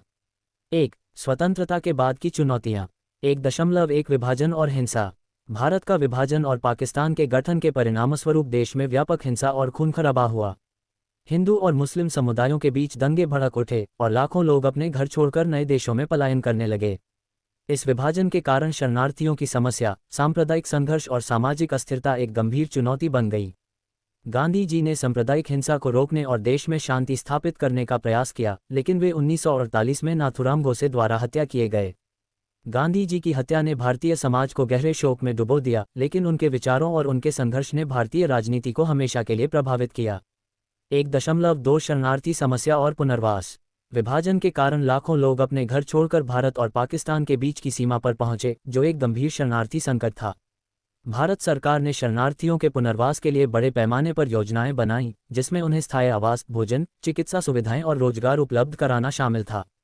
भारत के हर राज्य में शरणार्थियों को बसाने की योजनाओं के बावजूद ये कार्य बहुत कठिन था और कई सालों तक चला। 2. भारतीय राजनीति में बदलाव। 2.1 जवाहरलाल नेहरू का नेतृत्व। स्वतंत्रता के बाद नेहरू जी ने देश के पहले प्रधानमंत्री के रूप में पदभार संभाला। उनका दृष्टिकोण था कि भारत को धार्मिक और सांस्कृतिक विविधता में एकता बनाए रखते हुए एक मजबूत और आत्मनिर्भर राष्ट्र बनाना चाहिए। नेहरू जी ने औद्योगिकीकरण, शिक्षा के सुधार और समाजवाद के सिद्धांतों पर जोर दिया। उन्होंने संविधान को लागू करने, लोकतंत्र की मजबूती और सामाजिक आर्थिक सुधार के लिए कई कदम उठाए। 2.2 भारतीय संविधान और लोकतंत्र की नींव। संविधान की संप्रभुता की घोषणा के बाद डॉक्टर भीमराव अंबेडकर की अगुवाई में भारतीय संविधान का निर्माण हुआ, जिसे 26 जनवरी 1950 को लागू किया गया। भारतीय संविधान ने धर्मनिरपेक्षता, समानता और लोकतांत्रिक मूल्यों की स्थापना की। भारत ने संविधान को लागू करके एक लोकतांत्रिक व्यवस्था की नींव डाली, जिससे देश में सभी वर्गों को समान अधिकार प्राप्त हुए। 2.3 पंचवर्षीय योजनाएं और योजनाबद्ध अर्थव्यवस्था। नेहरू जी ने पंचवर्षीय योजनाओं का प्रारंभ किया ताकि देश का औद्योगिकीकरण और बुनियादी ढांचे का विकास किया जा सके। पहली पंचवर्षीय योजना 1951-1956 में मुख्य रूप से कृषि और सिंचाई के विकास पर ध्यान केंद्रित किया गया। नेहरू जी ने योजना आयोग की स्थापना की, जिससे देश में समग्र विकास को सुनिश्चित किया गया। औद्योगिकीकरण और वैज्ञानिक शोध में बढ़ावा देने के लिए भारतीय राष्ट्रीय विज्ञान संस्थान और भारतीय अंतरिक्ष अनुसंधान संगठन इसरो की नींव रखी गई। 3. समाज में परिवर्तन। 3.1 सामाजिक सुधार और महिला अधिकार। नेहरू जी के नेतृत्व में भारतीय समाज में कई बड़े सामाजिक बदलाव आए। महात्मा गांधी और नेहरू जी ने महिलाओं के अधिकारों के लिए कई कानून बनाए। दहेज प्रथा, बाल विवाह और सती प्रथा के खिलाफ कानून लागू किए गए। हिंदू विवाह अधिनियम 1955 के तहत महिलाओं को संपत्ति में अधिकार और तलाक के मामलों में अधिकार प्राप्त हुआ। नेहरू जी ने शिक्षा में सुधार के लिए कई कदम उठाए, जिससे महिलाओं और दलितों के लिए शिक्षा के दरवाजे खुले। डॉक्टर अंबेडकर की अध्यक्षता में संविधान ने अस्पृश्यता को समाप्त कर दिया और उन्हें समान अधिकार प्राप्त हुए। नेहरू जी ने अनुसूचित जातियों और जनजातियों के लिए आरक्षण की व्यवस्था की, जिससे समाज में समानता और समावेशिता को बढ़ावा मिला। नेहरू जी और गांधी जी के प्रयासों के कारण भारतीय समाज में जातिवाद के खिलाफ एक जन जागरूकता आई, लेकिन यह मुद्दा 1950 के दशक तक पूरी तरह से समाप्त नहीं हो पाया। 4. भारत की विदेश नीति। 4.1 गुटनिरपेक्षता, non alignment movement. Nehru ji ने भारत की विदेश नीति में गुटनिरपेक्षता, नॉन अलाइनमेंट मूवमेंट का समर्थन किया। उनका उद्देश्य था कि भारत दुनिया की दो महाशक्तियों अमेरिका और सोवियत संघ के बीच निष्पक्ष और स्वतंत्र रहे। भारत ने अंतर्राष्ट्रीय स्तर पर अपने हितों को संतुलित करने के लिए संयुक्त राष्ट्र, अफ्रीकी देशों और एशियाई देशों के साथ सहयोग बढ़ाया। नेहरू जी ने चीन के साथ अच्छे संबंध बनाए, लेकिन 1962 में भारत चीन युद्ध ने इस संबंध को कड़ा कर दिया। 4.2 1962 में भारत चीन युद्ध। भारत चीन युद्ध 1962 में हुआ, जब चीन ने भारतीय क्षेत्र में घुसपैठ की। यह युद्ध भारत के लिए एक बड़ा झटका था, क्योंकि चीन से युद्ध में भारत को भारी नुकसान हुआ। युद्ध ने नेहरू जी की विदेश नीति और सुरक्षा पर सवाल उठाए, लेकिन इसने भारत को अंतर्राष्ट्रीय स्तर पर सतर्क और मजबूत सुरक्षा नीति अपनाने की आवश्यकता का एहसास कराया। 5. भारत की आर्थिक स्थिति। 5.1 कृषि और उद्योग। स्वतंत्रता के बाद भारत में कृषि और औद्योगिकीकरण के क्षेत्र में कई बदलाव आए। नेहरू जी के शासन में औद्योगिकीकरण की दिशा में कई कदम उठाए गए, जैसे नदियों के जल संग्रहण, सिंचाई परियोजनाएं और भारी उद्योगों की स्थापना। कृषि के क्षेत्र में बुनियादी सुधार किए गए, लेकिन कृषि उत्पादन को बढ़ाने के लिए विज्ञान और प्रौद्योगिकी का उपयोग करने की आवश्यकता महसूस हुई। भारत की औद्योगिक नीति में भारी उद्योगों और सार्वजनिक क्षेत्र को बढ़ावा दिया गया, जिससे आर्थिक विकास की दिशा बदलने की कोशिश की गई। 1960 का दशक भारत के इतिहास में महत्वपूर्ण मोड़ लेकर आया। स्वतंत्रता के बाद, जहां एक ओर देश ने लोकतंत्र और समाजवादी अर्थव्यवस्था की दिशा में कई कदम बढ़ाए, वहीं दूसरी ओर बाहरी संघर्षों और आंतरिक समस्याओं ने भारतीय राजनीति और समाज को प्रभावित किया। इस दशक में भारत ने पाकिस्तान से युद्ध, आर्थिक चुनौतियों और सामाजिक सुधारों की दिशा में कई महत्वपूर्ण कदम उठाए। इस भाग में हम 1960 के दशक में भारत की आंतरिक और बाहरी परिस्थितियों पर विस्तृत रूप से चर्चा करेंगे। 1. 1960 के दशक की आर्थिक स्थिति और विकास की चुनौतियां।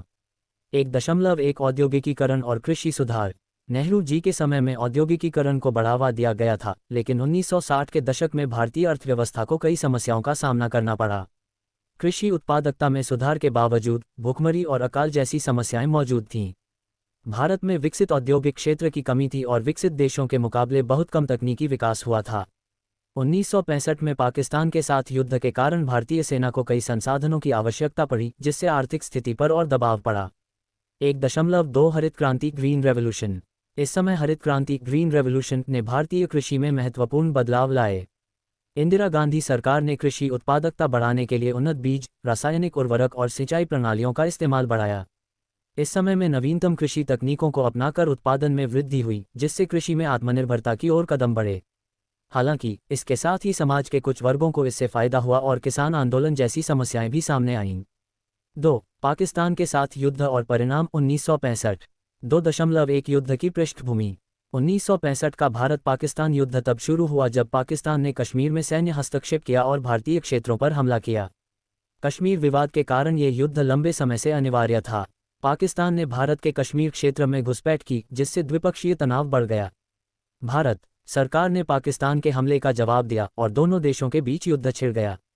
2.2 युद्ध की घटनाएं और भारतीय जीत।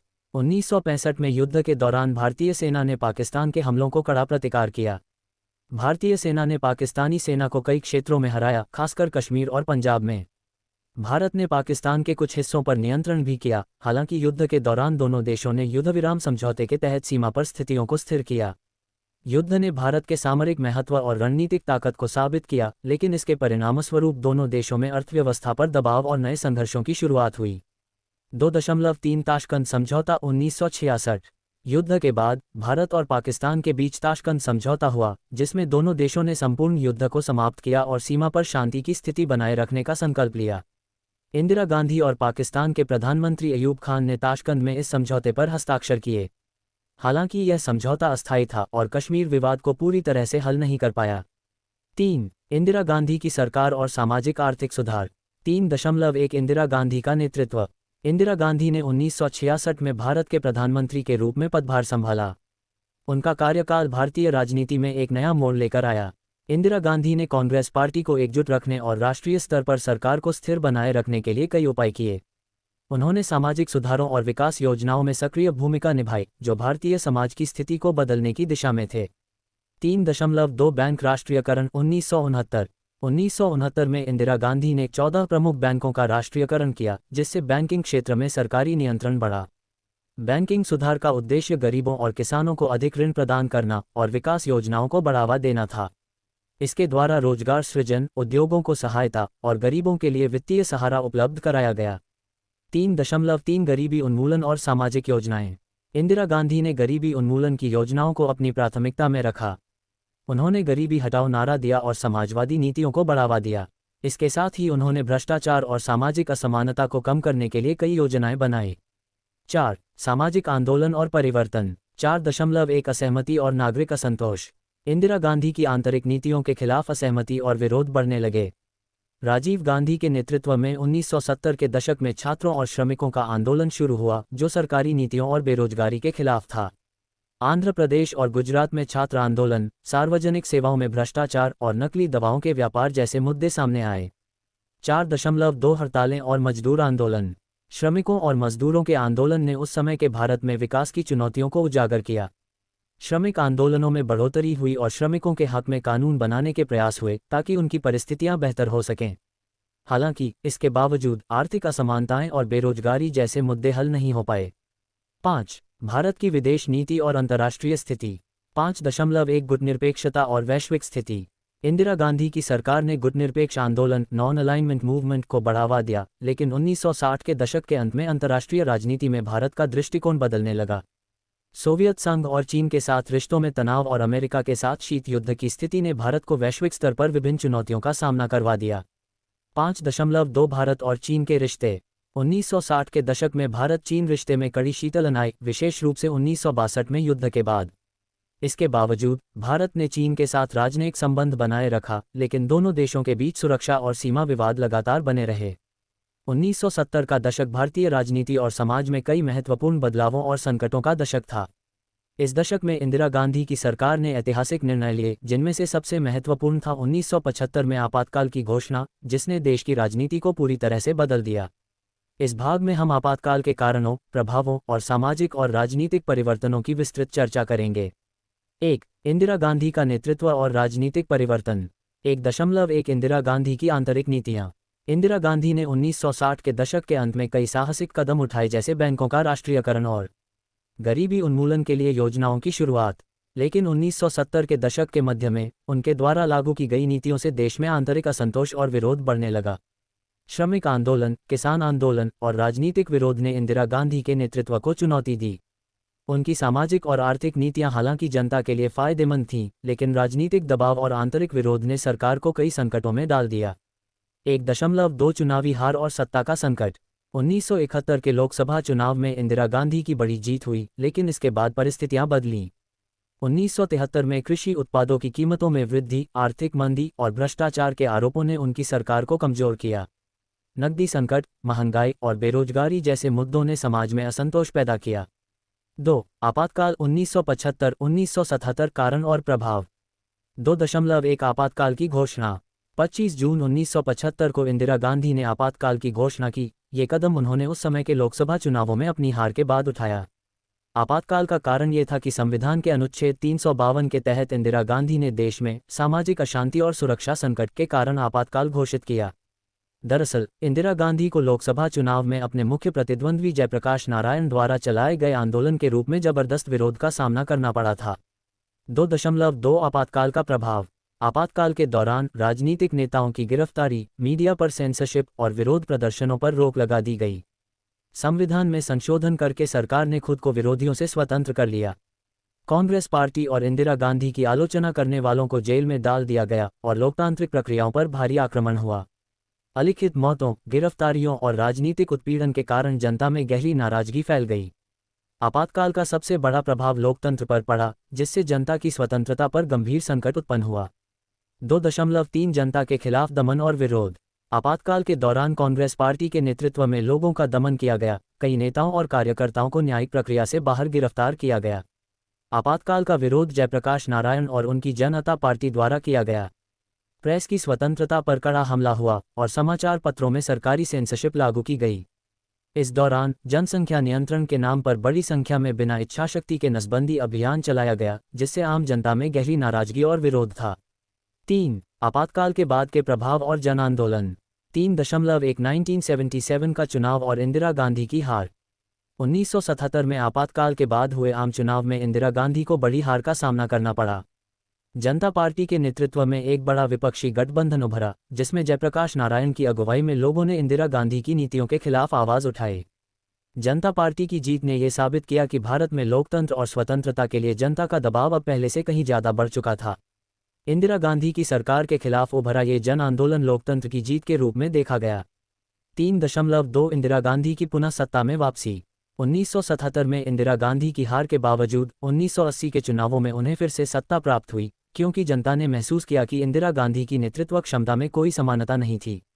उनकी लोकप्रियता वापस लौट आए और आर्थिक सुधारों और नारीवादी आंदोलन के जरिए उन्होंने दूसरे कार्यकाल में अपने निर्णयों को लागू किया। 4. समाज में परिवर्तन और सामाजिक सुधार। 4.1 जनसंख्या नियंत्रण और परिवार नियोजन। 1970 के दशक में भारत में जनसंख्या वृद्धि एक बड़ी चिंता का विषय बन गई थी। इंदिरा गांधी ने परिवार नियोजन और जनसंख्या नियंत्रण को एक सरकारी प्राथमिकता बना लिया। नसबंदी अभियान के दौरान लोगों को अनिवार्य रूप से नसबंदी कराई गई, जो बाद में एक विवादास्पद मुद्दा बन गया। नसबंदी और जनसंख्या नियंत्रण के उपायों की कड़ी आलोचना की गई, क्योंकि इसने नागरिकों के मौलिक अधिकारों का उल्लंघन किया। 4.2 शिक्षा और महिला सशक्तिकरण। 1970 के दशक में इंदिरा गांधी ने महिलाओं के अधिकारों को मजबूत करने की दिशा में कई कदम उठाए। उन्होंने महिलाओं के लिए रोजगार के अवसर बढ़ाए और शिक्षा में सुधार को प्राथमिकता दी। उनके कार्यकाल में महिलाओं के लिए कई योजनाओं की शुरुआत की गई, जैसे मातृत्व अवकाश, नौकरी में महिलाओं के लिए समान वेतन और समान अधिकार। इसके अलावा शिक्षा के क्षेत्र में कई सुधार किए गए और निरक्षरता उन्मूलन के लिए योजनाएं बनाई गईं। 5. आपातकाल के बाद भारतीय राजनीति में पुनर्गठन। 5.1 कांग्रेस पार्टी और इंदिरा गांधी की वापसी। 1977 के चुनाव में हार के बाद इंदिरा गांधी ने अपनी पार्टी को पुनः संगठित किया और 1980 में चुनाव जीतकर सत्ता में वापस आईं। इस चुनाव में इंदिरा गांधी की नेतृत्व क्षमता और विकास योजनाओं का लोगों ने समर्थन किया। उन्होंने कृषि, उद्योग और शिक्षा के क्षेत्र में कई महत्वपूर्ण योजनाएं बनाई। इंदिरा गांधी ने भारतीय समाज में कई बड़े परिवर्तन किए और देश को आधुनिकता की दिशा में अग्रसर किया। 5.2 विपक्षी दलों का संगठित विरोध। 1970 के दशक में विपक्षी दलों का संगठित होना भी महत्वपूर्ण था। जयप्रकाश नारायण का नेतृत्व और जनता पार्टी का गठन इस दशक का अहम राजनीतिक कदम था। विपक्षी दलों ने आपातकाल के खिलाफ एकजुट होकर संघर्ष किया और अंततः इंदिरा गांधी की सरकार को हटा दिया। 1977 के चुनाव में जनता पार्टी की जीत ने यह साबित किया कि लोकतंत्र में जनता की शक्ति अधिक होती है। 1980 1980 का दशक भारतीय राजनीति में एक महत्वपूर्ण मोड़ लेकर आया। इंदिरा गांधी की सत्ता में वापसी और उसके बाद के कुछ महत्वपूर्ण घटनाक्रमों ने भारतीय समाज, राजनीति और विदेश नीति को एक नई दिशा दी। इस दशक में जहां एक ओर इंदिरा गांधी ने भारत को विकास की दिशा में आगे बढ़ाने के लिए कई योजनाएं बनाई, वहीं दूसरी ओर इस दशक ने भारत के लिए नए राजनीतिक, सामाजिक और धार्मिक विवादों का भी सामना किया। 1980 के दशक के दौरान आंतरिक संघर्ष, अलगाववाद, आतंकवाद और आर्थिक संकट जैसे मुद्दे उभरकर सामने आए। इस भाग में हम इंदिरा गांधी की सरकार की वापसी, राजनीतिक स्थिति, सामाजिक बदलावों और 1984 के सिख दंगों जैसी घटनाओं का विस्तृत विश्लेषण करेंगे। 1. इंदिरा गांधी की सत्ता में वापसी। 1980 1.1 चुनावी जीत और कांग्रेस की पुनर्गठित शक्ति। 1977 में जनता पार्टी की जीत के बाद इंदिरा गांधी को राजनीतिक संकट का सामना करना पड़ा। हालांकि 1980 के चुनाव में उन्होंने फिर से कांग्रेस पार्टी को जीत दिलाई। कांग्रेस इंदिरा गुट ने 1980 के लोकसभा चुनाव में भारी जीत हासिल की। ये चुनाव इंदिरा गांधी की लोकप्रियता और जनता पार्टी के कमजोर होने के कारण हुआ। इंदिरा गांधी ने शक्तिशाली नेता के रूप में अपनी वापसी की और कांग्रेस को एक बार फिर से देश की प्रमुख पार्टी के रूप में स्थापित किया। 1.2 कांग्रेस की नीतियों का प्रभाव। इंदिरा गांधी ने गरीबों और किसानों के लिए कई योजनाएं शुरू की, जैसे नमक, राशन और बुनियादी वस्तुओं की सस्ती आपूर्ति। इसके अलावा कृषि विकास और नौकरियों के सृजन के लिए कई योजनाओं का प्रारंभ किया। इंदिरा गांधी की नीतियों में समाजवादी दृष्टिकोण था और उन्होंने गरीबी उन्मूलन और आर्थिक सुधार को प्राथमिकता दी। 2. पंजाब में अलगाववाद और आतंकवाद का उभार। 2.1 पंजाब का संकट, अकालियों की मांग। 1980 के दशक के प्रारंभ में पंजाब में अलगाववाद और सिख आतंकवाद तेजी से बढ़ने लगा। अकाली दल ने पंजाब में सिखों के अधिकारों को लेकर कई मांगें की, जिनमें स्वायत्तता और खालिस्तान की मांग प्रमुख थीं। 1970 और 1980 के दशक में पंजाब में आतंकवादी गतिविधियां बढ़ी और सिख नेताओं के बीच पाकिस्तान से समर्थन प्राप्त करने के लिए खालिस्तान आंदोलन तेज हुआ। इस समय में पंजाब में आतंकवाद और कानून व्यवस्था की स्थिति बहुत खराब हो गई थी। आतंकवादी घटनाओं ने सिखों और अन्य नागरिकों के जीवन को कठिन बना दिया। 2.2 ऑपरेशन ब्लू स्टार। 1984 पंजाब में आतंकवाद और खालिस्तान आंदोलन को दबाने के लिए इंदिरा गांधी ने ऑपरेशन ब्लू स्टार नामक सैन्य अभियान चलाया। 1984 के जून में भारतीय सेना ने स्वर्ण मंदिर, अमृतसर में भिंडरावाले और उनके समर्थकों के खिलाफ सैन्य कार्यवाही शुरू की। इस कार्यवाही का उद्देश्य था सिख आतंकवादियों को निष्क्रिय करना। ऑपरेशन ब्लू स्टार में कई सिखों की मौतें हुईं और स्वर्ण मंदिर को क्षति पहुंची, जिससे सिख समुदाय में गहरी नाराजगी फैल गई। ये घटना सिखों के धार्मिक प्रतीक के अपमान के रूप में देखी गई और यह भारतीय राजनीति के लिए एक बहुत ही संवेदनशील और विवादास्पद विषय बन गया।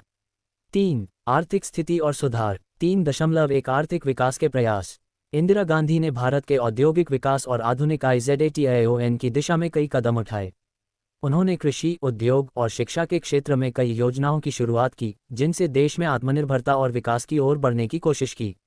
निर्यात और आयात पर नियंत्रण रखने के प्रयास किए गए, लेकिन आर्थिक संकट की स्थिति बनी रही। महंगाई, बेरोजगारी और ग्रामीण विकास के मुद्दे देश में महत्वपूर्ण बने रहे और इन समस्याओं के समाधान में सरकार को संघर्ष करना पड़ा। 3.2 विदेशी कर्ज और आर्थिक संकट। 1980 के दशक के मध्य में भारत की अर्थव्यवस्था को विदेशी कर्ज और महंगाई की समस्याओं का सामना करना पड़ा। वैश्विक तेल संकट और भारत के निर्यात घाटे ने भारतीय सरकार के सामने गंभीर संकट खड़ा किया। उधारी और विदेशों से कर्ज लेने की स्थिति बन गई, जिससे भारत की आर्थिक स्वतंत्रता और स्थिरता प्रभावित हुई। 4. भारत की विदेश नीति और अंतर्राष्ट्रीय संबंध। 4.1 भारत की विदेश नीति। इंदिरा गांधी की विदेश नीति में एक तरफ गुटनिरपेक्ष आंदोलन को बढ़ावा देने की नीति रही, तो दूसरी तरफ उन्होंने सोवियत संघ और चीन से भारत के संबंधों को सुधारने के प्रयास किए। साल 1980 के दशक में भारत ने पाकिस्तान के साथ दुश्मनी को बढ़ावा दिया और कश्मीर समस्या पर अपनी स्थिति को सख्त किया। सार्क की शुरुआत के साथ भारत ने दक्षिण एशिया में एकीकृत दृष्टिकोण अपनाया और अपने पड़ोसियों के साथ अच्छे संबंध बनाने का प्रयास किया। 4.2 अमेरिकी दबाव और नीतियां। 1980 के दशक में भारत और अमेरिका के रिश्तों में तनाव देखने को मिला, खासकर रूस के साथ संबंधों के कारण। अमेरिका ने भारत की परमाणु नीति और कश्मीर समस्या पर दबाव डाला। हालांकि इंदिरा गांधी ने अपनी स्वतंत्र विदेश नीति को बनाए रखा और विदेशी दबाव के बावजूद अपनी नीतियों में बदलाव नहीं किया। 5. इंदिरा गांधी की राजनीति पर प्रभाव और सामाजिक बदलाव। 5.1 इंदिरा गांधी का सशक्त नेतृत्व। 1980 के दशक में इंदिरा गांधी ने अपने नेतृत्व में एक मजबूत सरकार बनाई, जिसमें उन्होंने विकास, सामाजिक सुधार और राष्ट्रीय सुरक्षा को प्राथमिकता दी। उनका नेतृत्व ऐसा था कि उन्होंने सामाजिक और आर्थिक बदलावों की दिशा में कई कदम उठाए, लेकिन इसके बावजूद उनकी सरकार को आंतरिक असंतोष और विरोध का सामना भी करना पड़ा। इस दौरान नारी अधिकारों और समाजवाद को लेकर उनके दृष्टिकोण में निरंतर बदलाव आए और उन्होंने गरीबों के उत्थान के लिए योजनाएं बनाई। 5.2 सिख दंगे और इसके बाद का प्रभाव।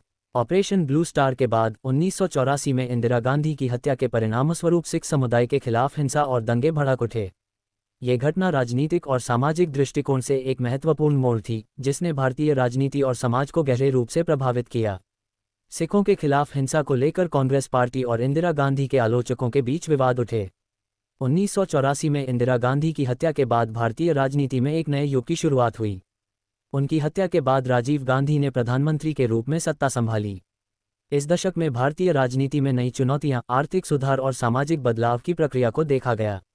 हालांकि राजीव गांधी का शासन शांतिपूर्ण और समृद्ध भारत की परिकल्पना के साथ शुरू हुआ था, लेकिन कई जटिल समस्याओं और विवादों ने उनके कार्यकाल को प्रभावित किया। इस भाग में हम राजीव गांधी के प्रधानमंत्री बनने के बाद की घटनाओं, आर्थिक सुधार, राजनीतिक संघर्षों और समाज में परिवर्तन का विस्तृत विश्लेषण करेंगे। 1. राजीव गांधी का प्रधानमंत्री बनने के बाद का पहला कार्यकाल 1984-1989। 1.1 प्रधानमंत्री के रूप में राजीव गांधी की शुरुआत। इंदिरा गांधी की हत्या के बाद 1984 में राजीव गांधी ने प्रधानमंत्री के रूप में शपथ ली। उस समय उनकी उम्र मात्र 40 वर्ष थी और वे भारतीय राजनीति में अपेक्षाकृत नए थे। राजीव गांधी का नेतृत्व एक नवीन, युवा और तकनीकी दृष्टिकोण के प्रतीक के रूप में देखा गया। उन्हें इंदिरा गांधी के प्रभाव से स्वतंत्र रूप से काम करने का मौका मिला। राजीव गांधी ने सरकारी प्रशासन में सुधार करने, आर्थिक और तकनीकी विकास की दिशा में काम करने और किसान श्रमिक कल्याण को प्राथमिकता देने का वादा किया। 1.2 कांग्रेस पार्टी की शानदार जीत। 1984 के आम चुनाव में कांग्रेस पार्टी ने ऐतिहासिक विजय हासिल की और राजीव गांधी ने आशा और विश्वास के साथ सत्ता संभाली। ये चुनाव इंदिरा गांधी की हत्या के बाद शोक और गुस्से के माहौल में हुआ था और जनता ने राजीव गांधी को एक युवा नेता और सशक्त विकल्प के रूप में स्वीकार किया। कांग्रेस पार्टी ने 414 सीटें जीतकर ऐतिहासिक विजय प्राप्त की और राजीव गांधी ने एक मजबूत सरकार बनाई। 2. राजीव गांधी के सुधारवादी कदम। 2.1 प्रशासनिक सुधार और भ्रष्टाचार के खिलाफ अभियान। राजीव गांधी ने प्रशासनिक सुधारों की दिशा में कई कदम उठाए। उन्होंने लोकपाल बिल को लेकर प्रयास किए, जिससे सरकारी अधिकारियों और नेताओं के खिलाफ भ्रष्टाचार की जांच की जा सके। उनका मुख्य उद्देश्य सरकार में पारदर्शिता लाना और सरकारी तंत्र को कुशल बनाना था। सार्वजनिक क्षेत्र के उपक्रमों PSUs में सुधार, समान अवसर और जवाबदेही की दिशा में उन्होंने कई कदम उठाए। 2.2 आर्थिक सुधार और तकनीकी प्रगति। राजीव गांधी के शासन में आर्थिक सुधार की दिशा में कई महत्वपूर्ण बदलाव हुए। उन्होंने भारत में सूचना प्रौद्योगिकी और दूरसंचार टेलीकम्युनिकेशन के क्षेत्र में नई नीतियां लागू की। 1986 में उन्होंने भारतीय विज्ञान और प्रौद्योगिकी के क्षेत्र में निवेश को बढ़ावा दिया और कंप्यूटर और सूचना प्रौद्योगिकी के क्षेत्र में भारत को वैश्विक प्रतिस्पर्धा के लिए तैयार किया। उन्होंने सार्वजनिक क्षेत्र में निवेश बढ़ाने और निजी निवेश को बढ़ावा देने के लिए निजीकरण के विचार को लागू किया। इसके अलावा पारंपरिक उद्योगों जैसे वस्त्र उद्योग और कृषि को भी आधुनिक बनाने के लिए विभिन्न योजनाएं बनाई। 2.3 शिक्षा और विज्ञान में सुधार। शिक्षा के क्षेत्र में सुधार करने के लिए राजीव गांधी ने कई योजनाएं लागू कीं। उन्होंने तकनीकी शिक्षा और विश्वविद्यालयों के आधुनिकीकरण पर जोर दिया। देश में विज्ञान और प्रौद्योगिकी के क्षेत्र में सुधार के लिए नेशनल एग्रीकल्चरल रिसर्च सिस्टम नास जैसी योजनाओं की शुरुआत की। इसके अलावा नवीनतम तकनीकी और संचार माध्यमों के विकास में भारत को वैश्विक स्तर पर प्रतिस्पर्धी बनाने के लिए कई पहलें कीं। 3. राजीव गांधी के शासन के विवाद और संकट। 3.1 श्रीलंका में लिट्टे और शांति मिशन IPKF। 1987 में राजीव गांधी ने श्रीलंका में भारतीय शांति सेना IPKF भेजी ताकि श्रीलंकाई तमिल और सरकार के बीच चल रहे संघर्ष को समाप्त किया जा सके। हालांकि इस मिशन का परिणाम भारतीय सेना के लिए चुनौतीपूर्ण साबित हुआ। श्रीलंकाई तमिल उग्रवादियों ने भारतीय सेना के खिलाफ हिंसक प्रतिरोध शुरू किया, जिससे भारतीय सैनिकों की मौत हुई। ये राजीव गांधी के लिए एक बड़ा राजनीतिक संकट बन गया, क्योंकि उन्होंने इस मिशन को श्रीलंका में शांति स्थापित करने के लिए एक उपाय माना था, लेकिन ये योजना सफल नहीं रही। लिट्टे LTTE के साथ संघर्ष और भारतीय सैनिकों की हताहत होने के कारण राजीव गांधी की नीतियों पर कड़ी आलोचना हुई। 3.2 बोफोर्स घोटाला। बोफोर्स घोटाला राजीव गांधी के शासन का सबसे बड़ा राजनीतिक संकट साबित हुआ। 1986 में भारत सरकार ने स्वीडन के बोफोर्स कंपनी से 155 मिलीमीटर की तोपों का समझौता किया था, लेकिन बाद में यह आरोप लगे कि इस समझौते में भ्रष्टाचार हुआ और राजीव गांधी और उनके सहयोगियों ने घूस ली थी। इस घोटाले ने भारतीय राजनीति में एक बड़ा तूफान खड़ा कर दिया। विपक्षी पार्टियों और मीडिया ने राजीव गांधी और कांग्रेस पार्टी पर गंभीर आरोप लगाए। हालांकि राजीव गांधी ने घोटाले से खुद को अलग करने का प्रयास किया, लेकिन यह आरोप उनकी लोकप्रियता पर बहुत गहरा असर डालने में सफल रहा। 1989 में चुनाव और राजीव गांधी की हार। 4.1 1989 का लोकसभा चुनाव। 1989 में हुए लोकसभा चुनाव में राजीव गांधी को भारी पराजय का सामना करना पड़ा। बोफोर्स घोटाले के आरोप और श्रीलंका शांति मिशन के परिणामों ने उनकी छवि को काफी नुकसान पहुंचाया था। इसके अलावा मौजूदा सरकारी नीतियों और भ्रष्टाचार के आरोप के कारण जनता में असंतोष बढ़ने लगा। 1989 के चुनावों में कांग्रेस को मात्र 197 सीटें मिलीं और राजीव गांधी की नेतृत्व वाली सरकार को सत्ता से बाहर कर दिया गया। 4.2 विपक्षी गठबंधन और राष्ट्रीय मोर्चा। 1989 में विपक्षी दलों ने राष्ट्रीय मोर्चा के रूप में एकजुट होकर कांग्रेस को चुनौती दी। राष्ट्रीय मोर्चा ने विश्वनाथ प्रताप सिंह को प्रधानमंत्री पद का उम्मीदवार घोषित किया और इस गठबंधन ने कांग्रेस के खिलाफ मजबूत अभियान चलाया। राष्ट्रीय मोर्चा की जीत ने राजीव गांधी की सरकार को एक बड़ा झटका दिया और विपक्षी दलों ने सत्ता में आकर राजीव गांधी के कई नीतिगत फैसलों को पलट दिया। 1991 में भारत ने एक ऐतिहासिक मोड़ लिया जब नरसिम्हा राव के नेतृत्व में केंद्र में सरकार बनी और उन्होंने आर्थिक सुधारों की दिशा में क्रांतिकारी कदम उठाए। ये दशक भारतीय राजनीति और अर्थव्यवस्था के लिए एक नए युग की शुरुआत साबित हुआ। 1991 में भारत की आर्थिक स्थिति अत्यंत गंभीर थी और देश को वैश्विक स्तर पर प्रतिस्पर्धी बनाने के लिए बड़े कदम उठाए गए। इस समय के दौरान भारत ने मांग आधारित सुधार, निजीकरण, विनियमन में बदलाव और विदेशी निवेश को बढ़ावा देने की दिशा में कई महत्वपूर्ण कदम उठाए। इस भाग में हम 1991 के बाद की भारतीय राजनीति, नरसिम्हा राव की सरकार, आर्थिक सुधार और नए नीतिगत बदलाव पर विस्तार से चर्चा करेंगे। 1. नरसिम्हा राव का प्रधानमंत्री बनना। 1991। 1.1 कांग्रेस पार्टी में नेतृत्व परिवर्तन। 1989 के चुनाव में कांग्रेस पार्टी को हार का सामना करना पड़ा था, जिसके बाद राजीव गांधी की राजनीति पर असर पड़ा। राजीव गांधी की हत्या के बाद कांग्रेस में नेतृत्व संकट उत्पन्न हुआ। नरसिम्हा राव, जो उस समय कांग्रेस के वरिष्ठ नेता थे, ने पार्टी के भीतर अपना प्रभाव बढ़ाया और 1991 में प्रधानमंत्री के रूप में शपथ ली। नरसिम्हा राव को दृढ़ नायक के रूप में देखा गया, जिन्होंने भारतीय राजनीति में स्थिरता और समझौते की राजनीति को बढ़ावा दिया। 1.2 आर्थिक संकट और नवप्रवर्तन की आवश्यकता। 1991 के शुरुआत में भारत आर्थिक संकट से जूझ रहा था। विदेशी मुद्रा भंडार बहुत कम हो चुका था और आयात निर्यात घाटा बढ़ गया था। भारत को आर्थिक संकट का सामना करने के लिए अंतर्राष्ट्रीय वित्तीय संस्थाओं से कर्ज लेने की आवश्यकता पड़ी। नरसिम्हा राव ने तत्कालीन वित्त मंत्री डॉक्टर मनमोहन सिंह को आर्थिक सुधारों की जिम्मेदारी दी, जिनके नेतृत्व में भारत ने आर्थिक उदारीकरण की दिशा में कदम बढ़ाए। 2. भारत में आर्थिक सुधारों की शुरुआत 1991। 2.1 आर्थिक उदारीकरण का आगमन। 1991 में भारतीय अर्थव्यवस्था में संरचनात्मक परिवर्तन की प्रक्रिया शुरू हुई। इस समय निजीकरण, उदारीकरण और वैश्वीकरण पर जोर दिया गया। वित्त मंत्री मनमोहन सिंह के नेतृत्व में आर्थिक सुधारों की प्रक्रिया को एक नई दिशा मिली। 1991 के बाद भारत सरकार ने व्यापारिक लाइसेंसिंग नियमों को सरल किया, विदेशी निवेश के लिए दरवाजे खोले और कृषि, उद्योग और सेवा क्षेत्रों में सुधारों की दिशा में कई कदम उठाए। भारत में विदेशी निवेश और बहुराष्ट्रीय कंपनियों के आने से भारतीय बाजार में प्रतिस्पर्धा बढ़ी, जो आर्थिक विकास का प्रमुख कारण बना। 2.2 निजीकरण और विनिवेश नीति।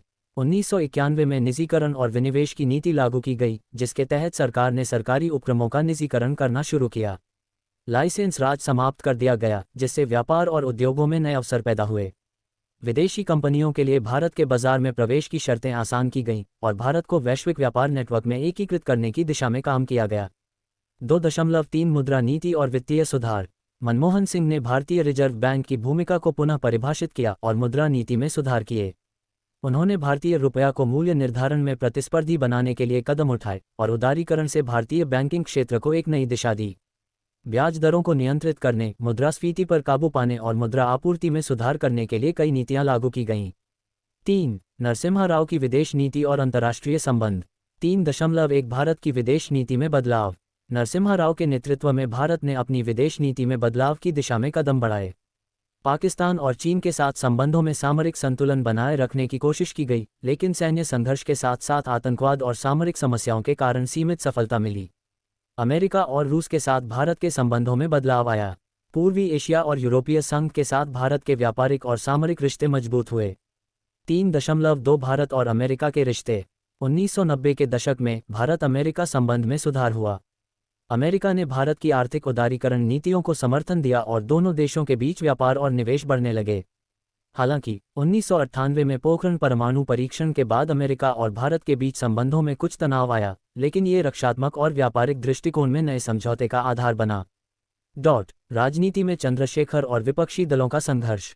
4.1 चंद्रशेखर सरकार 1990-1991। नरसिम्हा राव के सत्ता में आने से पहले चंद्रशेखर सरकार बनी, जो जनता दल, सेक्युलर और कुछ विपक्षी दलों का गठबंधन थी। चंद्रशेखर ने विपक्षी दलों के गठबंधन के साथ सत्ता में आने की कोशिश की थी, लेकिन ये सरकार ज्यादा समय तक टिक नहीं पाई। उनकी सरकार को अस्थिरता का सामना करना पड़ा और 1991 में राव सरकार बनी। 4.2 भाजपा का उदय। 1990 के दशक में भारतीय जनता पार्टी बीजेपी का प्रभाव बढ़ने लगा। लाल कृष्ण आडवाणी और अटल बिहारी वाजपेयी जैसे नेताओं ने भाजपा को एक मजबूत विपक्षी ताकत के रूप में स्थापित किया। राम मंदिर आंदोलन और हिंदुत्व के विचार ने भाजपा को लोकप्रिय बनाया और इसके बाद 1996 में भाजपा विधानसभा चुनावों में प्रमुख विपक्षी दल के रूप में उभरी। 5. 1991-2000 तक भारत में सामाजिक और सांस्कृतिक परिवर्तन। 5.1 सूचना प्रौद्योगिकी और बायोटेक्नोलॉजी में नवाचार। 1990 के दशक में सूचना प्रौद्योगिकी और बायोटेक्नोलॉजी के क्षेत्र में भारत ने वैश्विक मंच पर अपनी पहचान बनाई। सॉफ्टवेयर उद्योग और आउटसोर्सिंग में भारत ने दुनिया का नेतृत्व करना शुरू किया, जिससे नई नौकरियों का सृजन हुआ और भारतीय आर्थिक वृद्धि को बल मिला। बेंगलुरु और हैदराबाद जैसे शहर तकनीकी हब के रूप में उभरे। 5.2 सामाजिक सुधार और महिला सशक्तिकरण। भारत में महिला सशक्तिकरण और सामाजिक सुधारों की दिशा में कई कदम उठाए गए। शिक्षा और स्वास्थ्य क्षेत्र में सुधारों ने महिला शिक्षा और स्वास्थ्य के स्तर को बढ़ाया, जिससे महिलाओं की सामाजिक स्थिति में बदलाव आया। इसके साथ ही जातिवाद और गरीबी को लेकर सामाजिक जागरूकता बढ़ी। 2000 के दशक का भारत एक नए दौर की ओर बढ़ रहा था। इस दशक में भारत ने वैश्वीकरण, सूचना प्रौद्योगिकी और आर्थिक सुधारों के क्षेत्र में अपनी मजबूत पकड़ बनाई। भ्रष्टाचार और राजनीतिक अस्थिरता के बावजूद ये दशक भारतीय राजनीति और समाज के लिए नई दिशा और अवसर लेकर आया। भारतीय जनता पार्टी बीजेपी और कांग्रेस पार्टी के बीच की राजनीतिक प्रतिस्पर्धा, नरेंद्र मोदी के नेतृत्व में गुजरात का उदय और मनमोहन सिंह की सरकार के साथ आर्थिक सुधारों की नई दिशा ने भारतीय राजनीति में बड़े बदलाव किए। इस दशक में आर्थिक विकास, सामाजिक मुद्दे और राजनीतिक अस्थिरता का महत्वपूर्ण मिश्रण देखा गया। हम इस भाग में 2000 से 2010 तक के भारतीय राजनीति, सामाजिक परिवर्तन और आर्थिक सुधारों के प्रमुख घटनाक्रमों की विस्तृत चर्चा करेंगे। 1. भारतीय राजनीति में नई धारा और बदलाव। 1.1 अटल बिहारी वाजपेयी और भाजपा की नेतृत्व भूमिका 2000-2004। 2000 के दशक की शुरुआत में अटल बिहारी वाजपेयी के नेतृत्व में भारतीय जनता पार्टी बीजेपी के नेतृत्व में गठबंधन सरकार बनी। 1998 के पोखरण परमाणु परीक्षण के बाद भारत ने अपनी सैन्य शक्ति को वैश्विक स्तर पर दिखाया और अमेरिका सहित अन्य देशों से सैन्य प्रतिबंधों के बावजूद आत्मनिर्भरता की ओर कदम बढ़ाए। वाजपेयी सरकार ने आर्थिक सुधार, मूलभूत ढांचे का विकास और दूरसंचार क्षेत्र में सुधार पर ध्यान दिया, जिससे भारतीय अर्थव्यवस्था को वैश्विक स्तर पर प्रतिस्पर्धी बनाने में मदद मिली। 1999 का कारगिल युद्ध भारत और पाकिस्तान के बीच हुआ, जिसमें भारतीय सेना ने अपनी वीरता और सैन्य ताकत का परिचय दिया। इस संघर्ष ने भारतीय राजनीति में वाजपेयी की लोकप्रियता को और बढ़ाया। 1.2 चुनाव 2004 कांग्रेस की वापसी। 2004 के लोकसभा चुनाव में कांग्रेस पार्टी ने महात्मा गांधी के विचारों और धर्मनिरपेक्षता का समर्थन करते हुए संपूर्ण देश में एक नए अभियान की शुरुआत की। कांग्रेस पार्टी ने गठबंधन सरकार बनाए और मनमोहन सिंह को प्रधानमंत्री के रूप में नियुक्त किया। ये चुनाव बीजेपी की हार और कांग्रेस की वापसी के रूप में देखा गया। मनमोहन सिंह सरकार ने आर्थिक विकास, सामाजिक योजनाओं और दुनिया में भारत की स्थिति को मजबूत करने के लिए कई योजनाएं बनाई। 2004-2010 मनमोहन सिंह की सरकार और प्रमुख सुधार। 2.1 आर्थिक सुधार और भारत का विकास। मनमोहन सिंह की सरकार ने आर्थिक सुधारों की दिशा में कई महत्वपूर्ण कदम उठाए। उनके नेतृत्व में भारत ने बाहरी व्यापार और निवेश को बढ़ावा दिया। आईटी सेक्टर ने आर्थिक विकास में महत्वपूर्ण भूमिका निभाई। भारत में सॉफ्टवेयर निर्यात और आउटसोर्सिंग के क्षेत्र में जबरदस्त वृद्धि हुई, जिससे लाखों नौकरियां पैदा हुईं। 2005-2006 के दौरान भारत की आर्थिक विकास दर ने 8-9% की वृद्धि हासिल की, जो भारत को वैश्विक मंच पर एक प्रमुख अर्थव्यवस्था के रूप में उभरने में मददगार साबित हुई। 2.2 कृषि और सामाजिक क्षेत्र में सुधार। कृषि क्षेत्र में न्यूनतम समर्थन मूल्य एमएसपी और कृषि बीमा योजना जैसी योजनाओं के जरिए किसानों की स्थिति को सुधारने की कोशिश की गई। मनरेगा, Mahatma Gandhi national rural employment guarantee act जैसी योजना ने ग्रामीण इलाकों में रोजगार की स्थिति में सुधार किया और गरीबी को कम करने में मदद की। स्वास्थ्य और शिक्षा के क्षेत्र में भी कई योजनाओं की शुरुआत की गई, जैसे राष्ट्रीय स्वास्थ्य बीमा योजना, जो गरीब और मध्यम वर्ग के लोगों को स्वास्थ्य सुविधाएं प्रदान करती थी। 3. भारत में आतंकवाद और राष्ट्रीय सुरक्षा के मुद्दे। 3.1 2001 का संसद हमला। 2001 में दिल्ली में भारतीय संसद पर आतंकवादी हमला हुआ, जिसे पाकिस्तान आधारित आतंकवादी संगठन ने अंजाम दिया। इस हमले ने भारत और पाकिस्तान के बीच तनाव को और बढ़ाया और आंतरिक सुरक्षा पर गंभीर सवाल खड़े किए। भारत ने आतंकवाद के खिलाफ कड़ी कार्रवाई करने का संकल्प लिया और आंतरिक सुरक्षा तंत्र को सुदृढ़ किया। 3.2 2008 का मुंबई हमला। 2008 में मुंबई आतंकवादी हमला हुआ, जिसमें पाकिस्तानी आतंकवादी समूह ने मुंबई के प्रमुख स्थलों पर हमला किया। इस हमले में भारत की सुरक्षा और आंतरिक असुरक्षा के मुद्दे पर ध्यान केंद्रित किया गया। इस हमले ने भारत और पाकिस्तान के रिश्तों में और भी तनाव पैदा किया और भारत ने अपनी सुरक्षा रणनीति को फिर से मजबूत करने की दिशा में कदम उठाए। 4. राजनीतिक अस्थिरता और भ्रष्टाचार के आरोप। 4.1 मनमोहन सिंह सरकार पर भ्रष्टाचार के आरोप। 2000 के दशक में मनमोहन सिंह की सरकार पर भ्रष्टाचार के आरोप भी लगे।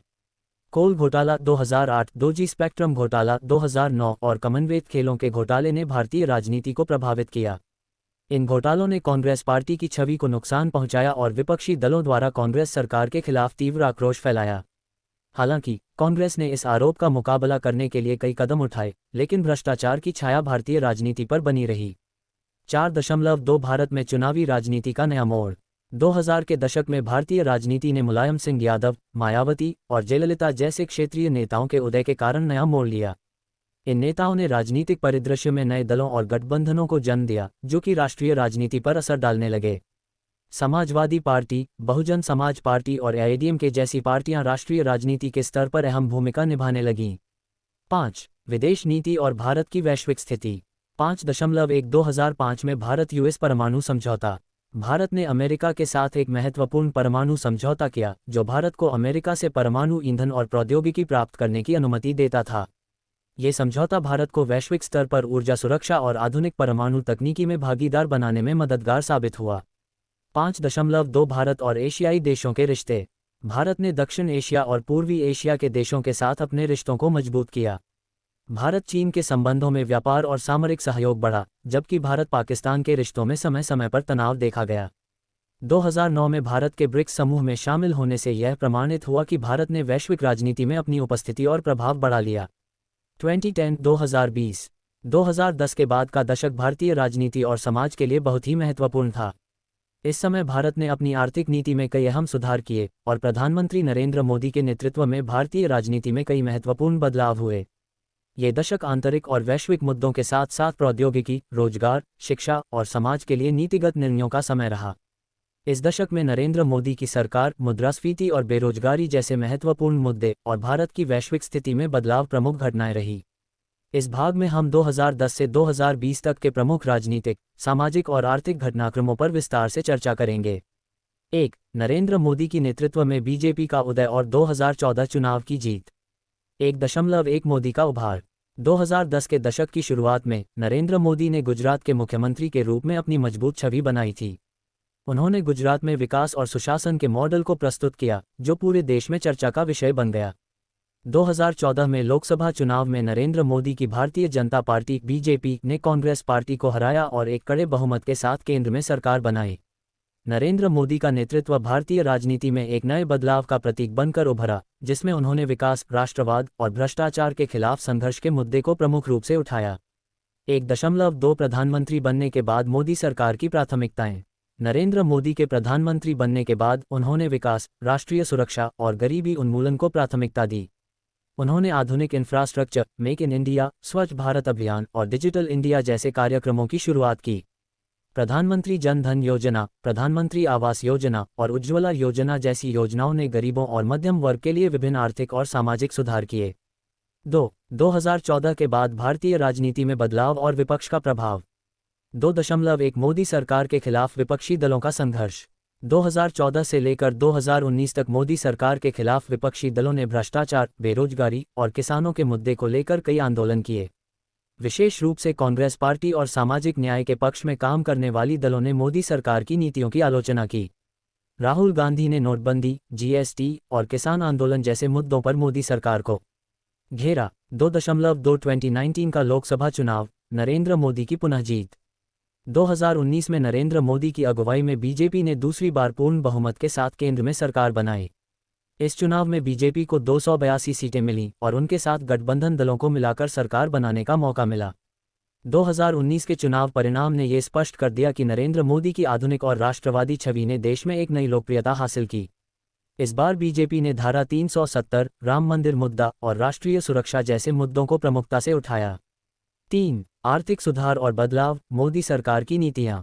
3.1 नोटबंदी 2016। नोटबंदी एक महत्वपूर्ण निर्णय था, जिसे 8 नवंबर 2016 को प्रधानमंत्री मोदी द्वारा 500 रुपये और 1000 रुपये के पुराने नोटों को वैध मुद्रा के रूप में बंद करने की घोषणा की गई। सरकार का कहना था कि नोटबंदी से काले धन, जाली नोटों और आतंकवाद की फंडिंग पर काबू पाया जाएगा। हालांकि इसके बाद आर्थिक मंदी, बेरोजगारी और मुद्रास्फीति के मुद्दे भी सामने आए और विपक्ष ने इसे अर्थव्यवस्था के लिए हानिकारक बताया। 3.2 GST, goods and services tax. 1 जुलाई 2017 को भारत में goods and services tax (GST) लागू किया गया, जो देश के एकीकृत कर व्यवस्था के रूप में पेश किया गया था। जीएसटी के माध्यम से करों के अधिग्रहण, व्यापार की सरलता और प्रस्तावित करों की पारदर्शिता को बढ़ावा देने का उद्देश्य था। हालांकि शुरुआती समय में जीएसटी के लागू होने के बाद व्यापारियों और छोटे उद्यमियों को चुनौतियों का सामना करना पड़ा। 3.3 मेक इन इंडिया और स्वच्छ भारत अभियान। मेक इन इंडिया अभियान ने भारत को निर्माण उद्योग में एक प्रमुख वैश्विक शक्ति बनाने का लक्ष्य रखा। इसके तहत विनिर्माण क्षेत्र में निवेश को बढ़ावा दिया गया। स्वच्छ भारत मिशन के तहत स्वच्छता को बढ़ावा देने और स्वच्छता संबंधी बुनियादी ढांचे को मजबूत करने के प्रयास किए गए। इस अभियान ने शहरी और ग्रामीण इलाकों में शौचालय निर्माण और स्वच्छता जागरूकता को बढ़ावा दिया। सामाजिक और सांस्कृतिक बदलाव। 4.1 डिजिटल इंडिया। नरेंद्र मोदी की सरकार ने डिजिटल इंडिया के तहत ऑनलाइन सेवाओं, इंटरनेट पहुंच और ई-गवर्नेंस को बढ़ावा दिया। प्रधानमंत्री जन धन योजना के तहत बैंकिंग सेवाओं का डिजिटलकरण किया गया, जिससे लाखों भारतीय नागरिकों को आर्थिक समावेशन का लाभ मिला। मेक इन इंडिया और स्टार्टअप इंडिया जैसी योजनाओं ने भारत में नवाचार और उद्यमिता को प्रोत्साहित किया। 4.2 किसान आंदोलन 2020। कृषि कानूनों को लेकर 2020 में भारत में किसान आंदोलन शुरू हुआ, जिसमें किसानों ने कृषि कानूनों के खिलाफ विरोध प्रदर्शन किया। किसानों का आरोप था कि यह नए कानून किसानों के लिए लाभकारी नहीं है और यह निजीकरण की ओर कदम बढ़ाते हैं, जिससे किसानों को बड़े व्यापारियों के हाथों में छोड़ दिया जाएगा। यह आंदोलन देश भर में फैल गया और किसान नेता और सरकार के बीच लंबी बातचीत और संघर्ष का कारण बना। 5. भारत की वैश्विक स्थिति और विदेश नीति। 5.1 भारत चीन संबंध और 2017 डोकलाम संकट। 2017 में भारत और चीन के बीच डोकलाम क्षेत्र में तनाव बढ़ा, जब चीन ने डोकलाम पठार में सड़क निर्माण का कार्य शुरू किया। भारत ने इसका विरोध किया और दोनों देशों के बीच सैन्य संघर्ष की स्थिति उत्पन्न हुई। हालांकि बाद में दोनों देशों के बीच बातचीत से यह मुद्दा हल हुआ। भारत ने अपनी आंतरिक सुरक्षा और सैन्य ताकत को बढ़ाने की दिशा में कई कदम उठाए। 5.2 भारत यूएस संबंध। भारत और संयुक्त राज्य अमेरिका के संबंधों में सामरिक और आर्थिक सहयोग बढ़ा। 2016 में अमेरिका और भारत के बीच कई व्यापारिक और रक्षा समझौते हुए, जिससे भारत को वैश्विक मंच पर अपनी स्थिति मजबूत करने में मदद मिली। 2020 के बाद का समय भारत के लिए एक अत्यधिक चुनौतीपूर्ण और परिवर्तनकारी दौर साबित हुआ। कोविड-19 महामारी, आर्थिक मंदी और राजनीतिक चुनौतियों के बावजूद इस समय में भारत ने आधुनिकता की दिशा में कई कदम बढ़ाए। इसके अलावा भारत ने वैश्विक राजनीति, सामाजिक सुधारों और आर्थिक नीतियों में कई महत्वपूर्ण बदलाव किए। ये दशक भारतीय राजनीति, समाज और अर्थव्यवस्था के लिए नई सोच, नई योजनाओं और नई उम्मीदों का समय था। इस भाग में हम 2020 के बाद के भारत के मुख्य घटनाक्रमों और बड़ी नीतियों पर विस्तार से चर्चा करेंगे। 1. कोविड-19 महामारी और भारत का प्रतिक्रिया। 1.1 कोविड-19 महामारी की शुरुआत। 2020 में कोविड-19 महामारी ने भारत ही नहीं, बल्कि पूरी दुनिया को स्वास्थ्य और सामाजिक संकट में डाल दिया। भारत में मार्च 2020 में पहला लॉकडाउन लागू किया गया, जिससे जनजीवन ठप हो गया। स्वास्थ्य सेवाएं, आवश्यक वस्तुओं की आपूर्ति और मजदूरी के मुद्दों पर सरकार को तत्काल कदम उठाने पड़े। सरकार ने क्वारंटीन, स्वास्थ्य सुरक्षा और टीकाकरण के लिए कई उपाय किए। भारत में कोविड-19 के प्रसार को रोकने के लिए लॉकडाउन, सोशल डिस्टेंसिंग और मास्क पहनने के नियमों को लागू किया गया। 1.2 भारत का टीकाकरण अभियान। भारत ने विश्व का सबसे बड़ा टीकाकरण अभियान शुरू किया, जिसमें कोविशील्ड और कोवाक्सिन जैसे भारतीय निर्मित टीकों का प्रयोग किया गया। भारत ने 2021 के अंत तक कई करोड़ लोगों का टीकाकरण किया और कोविड-19 के खिलाफ सुरक्षा की दिशा में महत्वपूर्ण कदम बढ़ाए। यह अभियान भारत की वैश्विक स्वास्थ्य क्षमता को भी दर्शाता है। 1.3 आर्थिक मंदी और पुनर्निर्माण की प्रक्रिया। कोविड-19 महामारी के कारण भारतीय अर्थव्यवस्था पर गहरा असर पड़ा। उत्पादन, निर्यात, रोजगार और उपभोग सभी क्षेत्रों में मंदी का सामना करना पड़ा। भारतीय सरकार ने प्रेरक पैकेज, स्टिम्युलस पैकेजेस की घोषणा की, जिसमें आर्थिक पुनर्निर्माण, नौकरी के अवसरों और स्वास्थ्य सेवाओं के विस्तार पर जोर दिया गया। उदारीकरण की नीति और आत्मनिर्भर भारत के तहत मेक इन इंडिया और स्थानीय उत्पादन को बढ़ावा देने के उपाय किए गए। 2020 के बाद भारतीय राजनीति, नरेंद्र मोदी की सरकार और विपक्ष की प्रतिक्रिया। 2.1 मोदी सरकार का नेतृत्व। 2020-2025 के बीच प्रधानमंत्री नरेंद्र मोदी ने भारत को आत्मनिर्भर बनाने, स्मार्ट सिटी और शहरी सुधारों पर ध्यान केंद्रित किया। भारत सरकार ने 3 महत्वपूर्ण कृषि कानूनों को लागू किया, जिसे लेकर किसानों ने 2020 के अंत में बड़े आंदोलन शुरू किए। सरकार ने किसानों की मांगों को ध्यान में रखते हुए कृषि कानूनों को स्थगित कर दिया, लेकिन यह मुद्दा पूरे देश में एक बड़ा विवाद बना। इसके अलावा नागरिकता संशोधन कानून CAA और national register of citizens NRC को लेकर भी राजनीतिक गहमागहमी बनी रही और इन मुद्दों पर विपक्षी दलों ने सरकार को कटघरे में खड़ा किया। 2.2 विपक्षी दलों का संघर्ष। 2020 के बाद विपक्षी दलों ने मोदी सरकार को लोकतंत्र, धर्मनिरपेक्षता और सामाजिक न्याय के मुद्दों पर आलोचना की। कांग्रेस पार्टी और अन्य क्षेत्रीय दलों ने स्वास्थ्य संकट, कृषि कानूनों और आर्थिक मंदी के कारण सरकार को निशाने पर लिया। इसके बावजूद भाजपा की सरकार ने अपने राष्ट्रीय सुरक्षा, समृद्धि और आत्मनिर्भर भारत के दृष्टिकोण के साथ चुनावों में प्रमुख विजय प्राप्त की। 3. 2020 के बाद भारत का आर्थिक परिदृश्य। 3.1 भारत की अर्थव्यवस्था और सुधार। कोविड-19 के बाद भारत की अर्थव्यवस्था ने धीरे धीरे पुनर्निर्माण की शुरुआत की। भारतीय अर्थव्यवस्था ने 2020 के अंत तक नकारात्मक विकास दर को पीछे छोड़ा और 2021-2022 में आर्थिक वृद्धि को फिर से गति दी। सरकार ने आत्मनिर्भर Bharat package, make in India और नए रोजगार अवसरों की दिशा में कई कदम उठाए। सूक्ष्म, लघु और मध्यम उद्यम MSME के लिए कई राहत योजनाएं लागू की गई, जिससे इन उद्योगों को पुनर्निर्माण में मदद मिली। 3.2 बेरोजगारी और सामाजिक क्षेत्र में सुधार। बेरोजगारी और मजदूरी के मुद्दे पर सरकार ने नौकरी सृजन योजनाओं को बढ़ावा दिया। इसके लिए सरकार ने स्मार्ट सिटी, सामाजिक कल्याण योजनाओं और कृषि क्षेत्र में नवाचार को प्राथमिकता दी। शिक्षा, स्वास्थ्य और गरीबी उन्मूलन के क्षेत्रों में भी कई योजनाओं और सुधारों की शुरुआत की गई। प्रधानमंत्री आवास योजना और स्वच्छ भारत अभियान जैसे कार्यक्रमों को और विस्तारित किया गया। भारत की विदेश नीति और वैश्विक स्थिति। 4.1 भारत की बढ़ती वैश्विक भूमिका। भारत की वैश्विक स्थिति में 2020 के बाद एक नया मोड़ आया।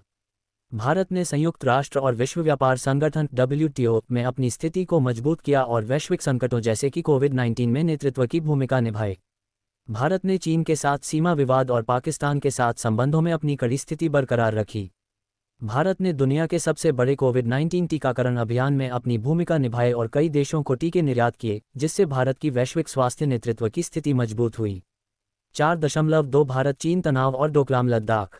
2020 में लद्दाख में भारत और चीन के बीच तनाव और लद्दाख की गलवान घाटी में सैनिकों की मौत ने भारत चीन संबंधों को प्रभावित किया। भारत ने अपनी रक्षा नीतियों में बदलाव किया और आधुनिकतम हथियारों और रक्षा उपकरणों की खरीद बढ़ाई। साथ ही भारत ने अपनी सेना की तैनाती में भी वृद्धि की, खासकर चीन सीमा के पास। 5. भारतीय समाज में बदलाव, शिक्षा, युवा और तकनीकी सुधार। 5.1 शिक्षा क्षेत्र में सुधार। भारत ने शिक्षा के क्षेत्र में बड़े सुधार किए। नेशनल एजुकेशन पॉलिसी NEP 2020 को लागू किया गया, जो शिक्षा के सभी स्तरों में बदलाव करने के लिए एक समग्र दृष्टिकोण प्रस्तुत करता है। इस नीति के तहत शिक्षा की गुणवत्ता, तकनीकी शिक्षा और व्यावसायिक प्रशिक्षण में सुधार किए गए। 5.2 युवा और रोजगार। युवा आबादी और रोजगार के मुद्दे पर भारत ने स्टार्टअप और नवाचार को बढ़ावा दिया। Make in India, Atal innovation mission और स्वच्छ भारत अभियान जैसे पहल ने नौकरी सृजन को बढ़ावा दिया। भारतीय सरकार ने डिजिटल इंडिया की दिशा में भी काम किया और इंटरनेट कनेक्टिविटी और ऑनलाइन शिक्षा को प्राथमिकता दी। 2025-2030। 2025 के बाद भारतीय राजनीति, समाज और अर्थव्यवस्था में एक नया मोड़ आने की उम्मीद जताई जा रही है। ये दशक भारत के आत्मनिर्भर होने, वैश्विक शक्ति के रूप में उभरने और सामाजिक, राजनीतिक और आर्थिक सुधारों को लागू करने का दौर होगा। नरेंद्र मोदी के नेतृत्व में कई नीतियों और योजनाओं ने भारत को विकास के रास्ते पर लाया है और अब अगले दशक में इन योजनाओं के परिणाम और बड़े बदलाव देखने को मिल सकते हैं। हम इस भाग में विस्तार से चर्चा करेंगे कि 2025 से 2030 तक भारत के विभिन्न क्षेत्रों में क्या महत्वपूर्ण परिवर्तन हो सकते हैं, भारत की वैश्विक स्थिति में किस प्रकार का बदलाव आएगा और भारतीय समाज और राजनीति में नई प्राथमिकताएं क्या होंगी। 1. भारतीय राजनीति में बदलाव। 1.1 नए राजनीतिक परिदृश्य का उदय। 2025 के बाद भारतीय राजनीति में नवीन राजनीतिक विचारधाराओं का प्रभाव बढ़ सकता है। जैसे जैसे राजनीतिक दल और समाज के विभिन्न वर्ग बदलते विचारधारा को अपना सकते हैं, संविधान में संशोधन, आत्मनिर्भर नीति और राजनीतिक स्थिरता पर ज्यादा जोर दिया जाएगा। नरेंद्र मोदी का नेतृत्व एक नया राजनीतिक मॉडल प्रस्तुत करेगा जिसमें संविधान, राष्ट्रीय सुरक्षा और आत्मनिर्भरता पर ध्यान केंद्रित किया जाएगा। 1.2 विपक्ष और क्षेत्रीय दलों की भूमिका। 2025 के बाद विपक्षी दलों के पास नए नेतृत्व और रचनात्मक दृष्टिकोण हो सकता है। कांग्रेस पार्टी, समाजवादी पार्टी और बसपा जैसी पार्टी रचनात्मक बदलाव के जरिए भारत की राजनीतिक स्थिति में बदलाव ला सकती हैं। इसके अलावा क्षेत्रीय दल राज्य स्तरीय मुद्दों को लेकर ज़्यादा प्रभावी हो सकते हैं और स्मार्ट नगरों और कृषि सुधारों की दिशा में नई नीतियां पेश कर सकते हैं। 2. भारतीय अर्थव्यवस्था का भविष्य। 2.1 आत्मनिर्भर भारत का सपना और उच्च तकनीकी उद्योग। 2025-2030 तक भारत का आत्मनिर्भर बनने का सपना और आर्थिक वृद्धि मजबूत हो सकती है। भारत के मेक इन इंडिया और स्टार्टअप इंडिया जैसे कार्यक्रमों से आधुनिक तकनीकी उद्योग, इलेक्ट्रॉनिक्स और कृत्रिम बुद्धिमत्ता में नवाचार की दिशा में आगे बढ़ने की संभावना है। भारत में उच्च तकनीकी क्षेत्र जैसे रोबोटिक्स, डेटा साइंस और कृत्रिम बुद्धिमत्ता में उभरते नए उद्योग और स्टार्टअप भारतीय अर्थव्यवस्था को बढ़ावा देंगे। 2.2 नवीकरणीय ऊर्जा में निवेश। नवीकरणीय ऊर्जा जैसे कि सौर ऊर्जा, पवन ऊर्जा में निवेश बढ़ने से भारत को वैश्विक ऊर्जा मांग के लिए एक प्रमुख प्रदाता के रूप में उभरने का अवसर मिलेगा। भारत के ऊर्जा क्षेत्र में पर्यावरणीय संतुलन और स्वच्छ ऊर्जा पर ज़्यादा ध्यान केंद्रित होगा, जिससे सस्टेनेबल ग्रोथ की दिशा में महत्वपूर्ण कदम उठाए जा सकते हैं। 2.3 स्मार्ट शहर और डिजिटल इंफ्रास्ट्रक्चर। स्मार्ट सिटी योजना के तहत भारत में नवीनतम डिजिटल इंफ्रास्ट्रक्चर और आधुनिक शहरों का निर्माण होगा। आधुनिक तकनीकी, परिवहन और स्वास्थ्य सेवाओं को बेहतर बनाने के लिए ब्लॉकचेन टेक्नोलॉजी, ई-गवर्नेंस और क्लाउड सर्विसेज जैसी डिजिटल व्यवस्थाएं बड़े पैमाने पर लागू होंगी। 3. सामाजिक सुधार और सामाजिक न्याय। 3.1 शिक्षा क्षेत्र में सुधार और नवाचार। 2025 के बाद शिक्षा में नई नीतियों और समग्र शिक्षा मॉडल के तहत छात्रों को कला, विज्ञान और प्रौद्योगिकी में उत्कृष्टता प्राप्त करने के अवसर मिलेंगे। राष्ट्रीय शिक्षा नीति NEP के तहत तकनीकी शिक्षा को भी प्राथमिकता दी जाएगी और इंटरनेट आधारित शिक्षा और आधुनिक शिक्षण विधियों को बढ़ावा मिलेगा। स्मार्ट स्कूल और ऑनलाइन शिक्षण प्लेटफॉर्म छात्रों के लिए नई संभावनाएं उत्पन्न करेंगे, जिससे शिक्षा में सुधार होगा। 3.2 महिला सशक्तिकरण और समानता। महिला सशक्तिकरण के लिए भारत सरकार ने कई योजनाएं बनाई हैं जिनके सकारात्मक परिणाम आने की संभावना है। महिलाएं सशक्त राजनीतिक और आर्थिक निर्णयों में ज़्यादा भाग लेंगी। लिंग समानता और महिला सुरक्षा के लिए सरकार के कड़े कदम भारतीय समाज में महिलाओं के हक को मजबूत करेंगे। 4. भारतीय विदेश नीति और वैश्विक परिप्रेक्ष्य। 4.1 भारत का वैश्विक प्रभाव। भारत 2025 के बाद वैश्विक मंच पर एक और अधिक प्रभावशाली शक्ति के रूप में उभरने की संभावना रखता है। भारत की आर्थिक वृद्धि, स्मार्ट नीतियां और वैश्विक सहयोग इसे दुनिया के सबसे प्रभावशाली देशों में से एक बना सकते हैं। भारत का नेतृत्व संयुक्त राष्ट्र, G20 और दुनिया के बड़े संगठन में विशेष स्थान बना सकता है। इसके अलावा भारत चीन, भारत अमेरिका जैसे देशों के साथ रणनीतिक साझेदारी भी मजबूत हो सकती है। 4.2 पर्यावरण और जलवायु परिवर्तन में अग्रणी भूमिका। भारत जलवायु परिवर्तन के प्रति अपनी जिम्मेदारी को निभाने की दिशा में नवीनतम नीतियों को लागू करेगा। भारत का नवीकरणीय ऊर्जा क्षेत्र बढ़ने के साथ साथ क्लाइमेट चेंज के विरोध में वैश्विक नेतृत्व करेगा। भारत का जलवायु परिवर्तन के खिलाफ काम करना, जलवायु लचीलापन और न्यायपूर्ण वितरण पर आधारित नीतियां बनाने का अवसर भी पैदा हो सकता है। 5. भारत में सामूहिक बदलाव और सामाजिक समृद्धि। 5.1 डिजिटल समावेशन और गरीबी उन्मूलन। डिजिटल समावेशन के तहत इंटरनेट कनेक्टिविटी और डिजिटल बैंकिंग को बढ़ावा दिया जाएगा, जिससे गरीब और पिछड़े वर्ग के लोग भी आधुनिक सेवाओं का लाभ उठा सकेंगे। गरीबी उन्मूलन के लिए भारत सरकार की कई योजनाओं का विस्तृत प्रभाव दिखेगा, जो ग्रामीण क्षेत्रों में बेहतर जीवन स्तर प्रदान करेगी। 5.2 सांस्कृतिक पहचान और भारत की सशक्त छवि। भारत की संस्कृति, विरासत और धार्मिक विविधता पर और ज़्यादा जोर दिया जाएगा, जिससे दुनिया में भारत की सशक्त छवि बनेगी। सांस्कृतिक पर्यटन, धार्मिक स्थलों और भारत के पारंपरिक हस्तशिल्प को बढ़ावा देने के लिए एक नया अभियान शुरू किया जा सकता है। 2030 तक भारत में बड़े पैमाने पर सामाजिक और सांस्कृतिक परिवर्तन देखने को मिल सकते हैं। ये दशक भारतीय समाज के लिए कई सामाजिक सुधार, सांस्कृतिक जागरूकता और नवीन पहचान का समय हो सकता है। जैसे जैसे भारत आधुनिकता की ओर बढ़ रहा है, उसकी संस्कृति और समाज में भी बदलाव आ सकते हैं। समाज के विभिन्न वर्गों में समानता, सशक्तिकरण और समाज सुधारों की दिशा में व्यापक कदम उठाए जा सकते हैं। इस भाग में हम 2030 तक भारतीय समाज के सामाजिक और सांस्कृतिक बदलाव पर विस्तार से चर्चा करेंगे। 1. भारतीय समाज में सामाजिक समानता और समृद्धि। 1.1 आर्थिक और सामाजिक असमानता में कमी। 2030 तक भारतीय समाज में आर्थिक असमानता को दूर करने के लिए सामाजिक योजनाओं और रोजगार अवसरों में वृद्धि हो सकती है। सरकार गरीबी उन्मूलन, शिक्षा और स्वास्थ्य के क्षेत्र में अपनी नीतियों को और मजबूत कर सकती है। युवाओं को स्वतंत्र रोजगार के अवसरों के साथ साथ उद्यमिता और स्टार्टअप के क्षेत्र में भी मदद दी जाएगी। इसके परिणामस्वरूप आर्थिक और सामाजिक समृद्धि का एक नया युग उत्पन्न हो सकता है। मूलभूत सुविधाओं जैसे स्वास्थ्य, आवास, शिक्षा में सुधार के कारण ग्रामीण और शहरी क्षेत्रों में समान विकास की स्थिति देखने को मिल सकती है। 1.2 महिला सशक्तिकरण और समानता। महिला सशक्तिकरण के क्षेत्र में भारत कई नए कदम उठा सकता है। नारी अधिकार, स्वास्थ्य और शिक्षा में महिला वर्ग को बेहतर अवसर मिलेंगे, जिससे महिलाएं आर्थिक, राजनीतिक और सामाजिक दृष्टिकोण से सशक्त बनेंगी। 2030 तक भारत में महिलाएं सशक्त राजनीतिक भूमिका, अर्थव्यवस्था में भागीदारी और समानता में महत्वपूर्ण योगदान कर सकती हैं। इसके अलावा महिला सुरक्षा और महिला शिक्षा के लिए कड़े कदम उठाए जाएंगे। 2. भारतीय संस्कृति का पुनरुद्धार और वैश्विक पहचान। 2.1 भारतीय संस्कृति और विरासत का संरक्षण। भारतीय संस्कृति और धार्मिक विविधता के प्रति सम्मान और जागरूकता बढ़ेगी। भारत अपनी संस्कृति, संगीत, नृत्य और कला के क्षेत्र में वैश्विक मंच पर एक मजबूत पहचान बना सकता है। सांस्कृतिक पर्यटन में वृद्धि हो सकती है और भारतीय सांस्कृतिक धरोहरों को दुनिया भर में प्रदर्शित किया जा सकता है। इससे भारत का वैश्विक सॉफ्ट पावर और सांस्कृतिक प्रभाव और भी मजबूत हो सकता है। 2.2 आधुनिकता और पारंपरिकता का सामंजस्य। 2030 तक भारतीय समाज में आधुनिकता और पारंपरिकता का संतुलन देखने को मिल सकता है। युवा पीढ़ी को पारंपरिक भारतीय संस्कृतियों के साथ साथ आधुनिक विज्ञान, प्रौद्योगिकी और शहरी जीवन के साथ तालमेल बैठाने का अवसर मिलेगा। योग, आयुर्वेद और पारंपरिक चिकित्सा को वैश्विक स्तर पर सम्मान मिलेगा और भारत इन क्षेत्रों में अपने अंतर्राष्ट्रीय प्रभाव को बढ़ा सकता है।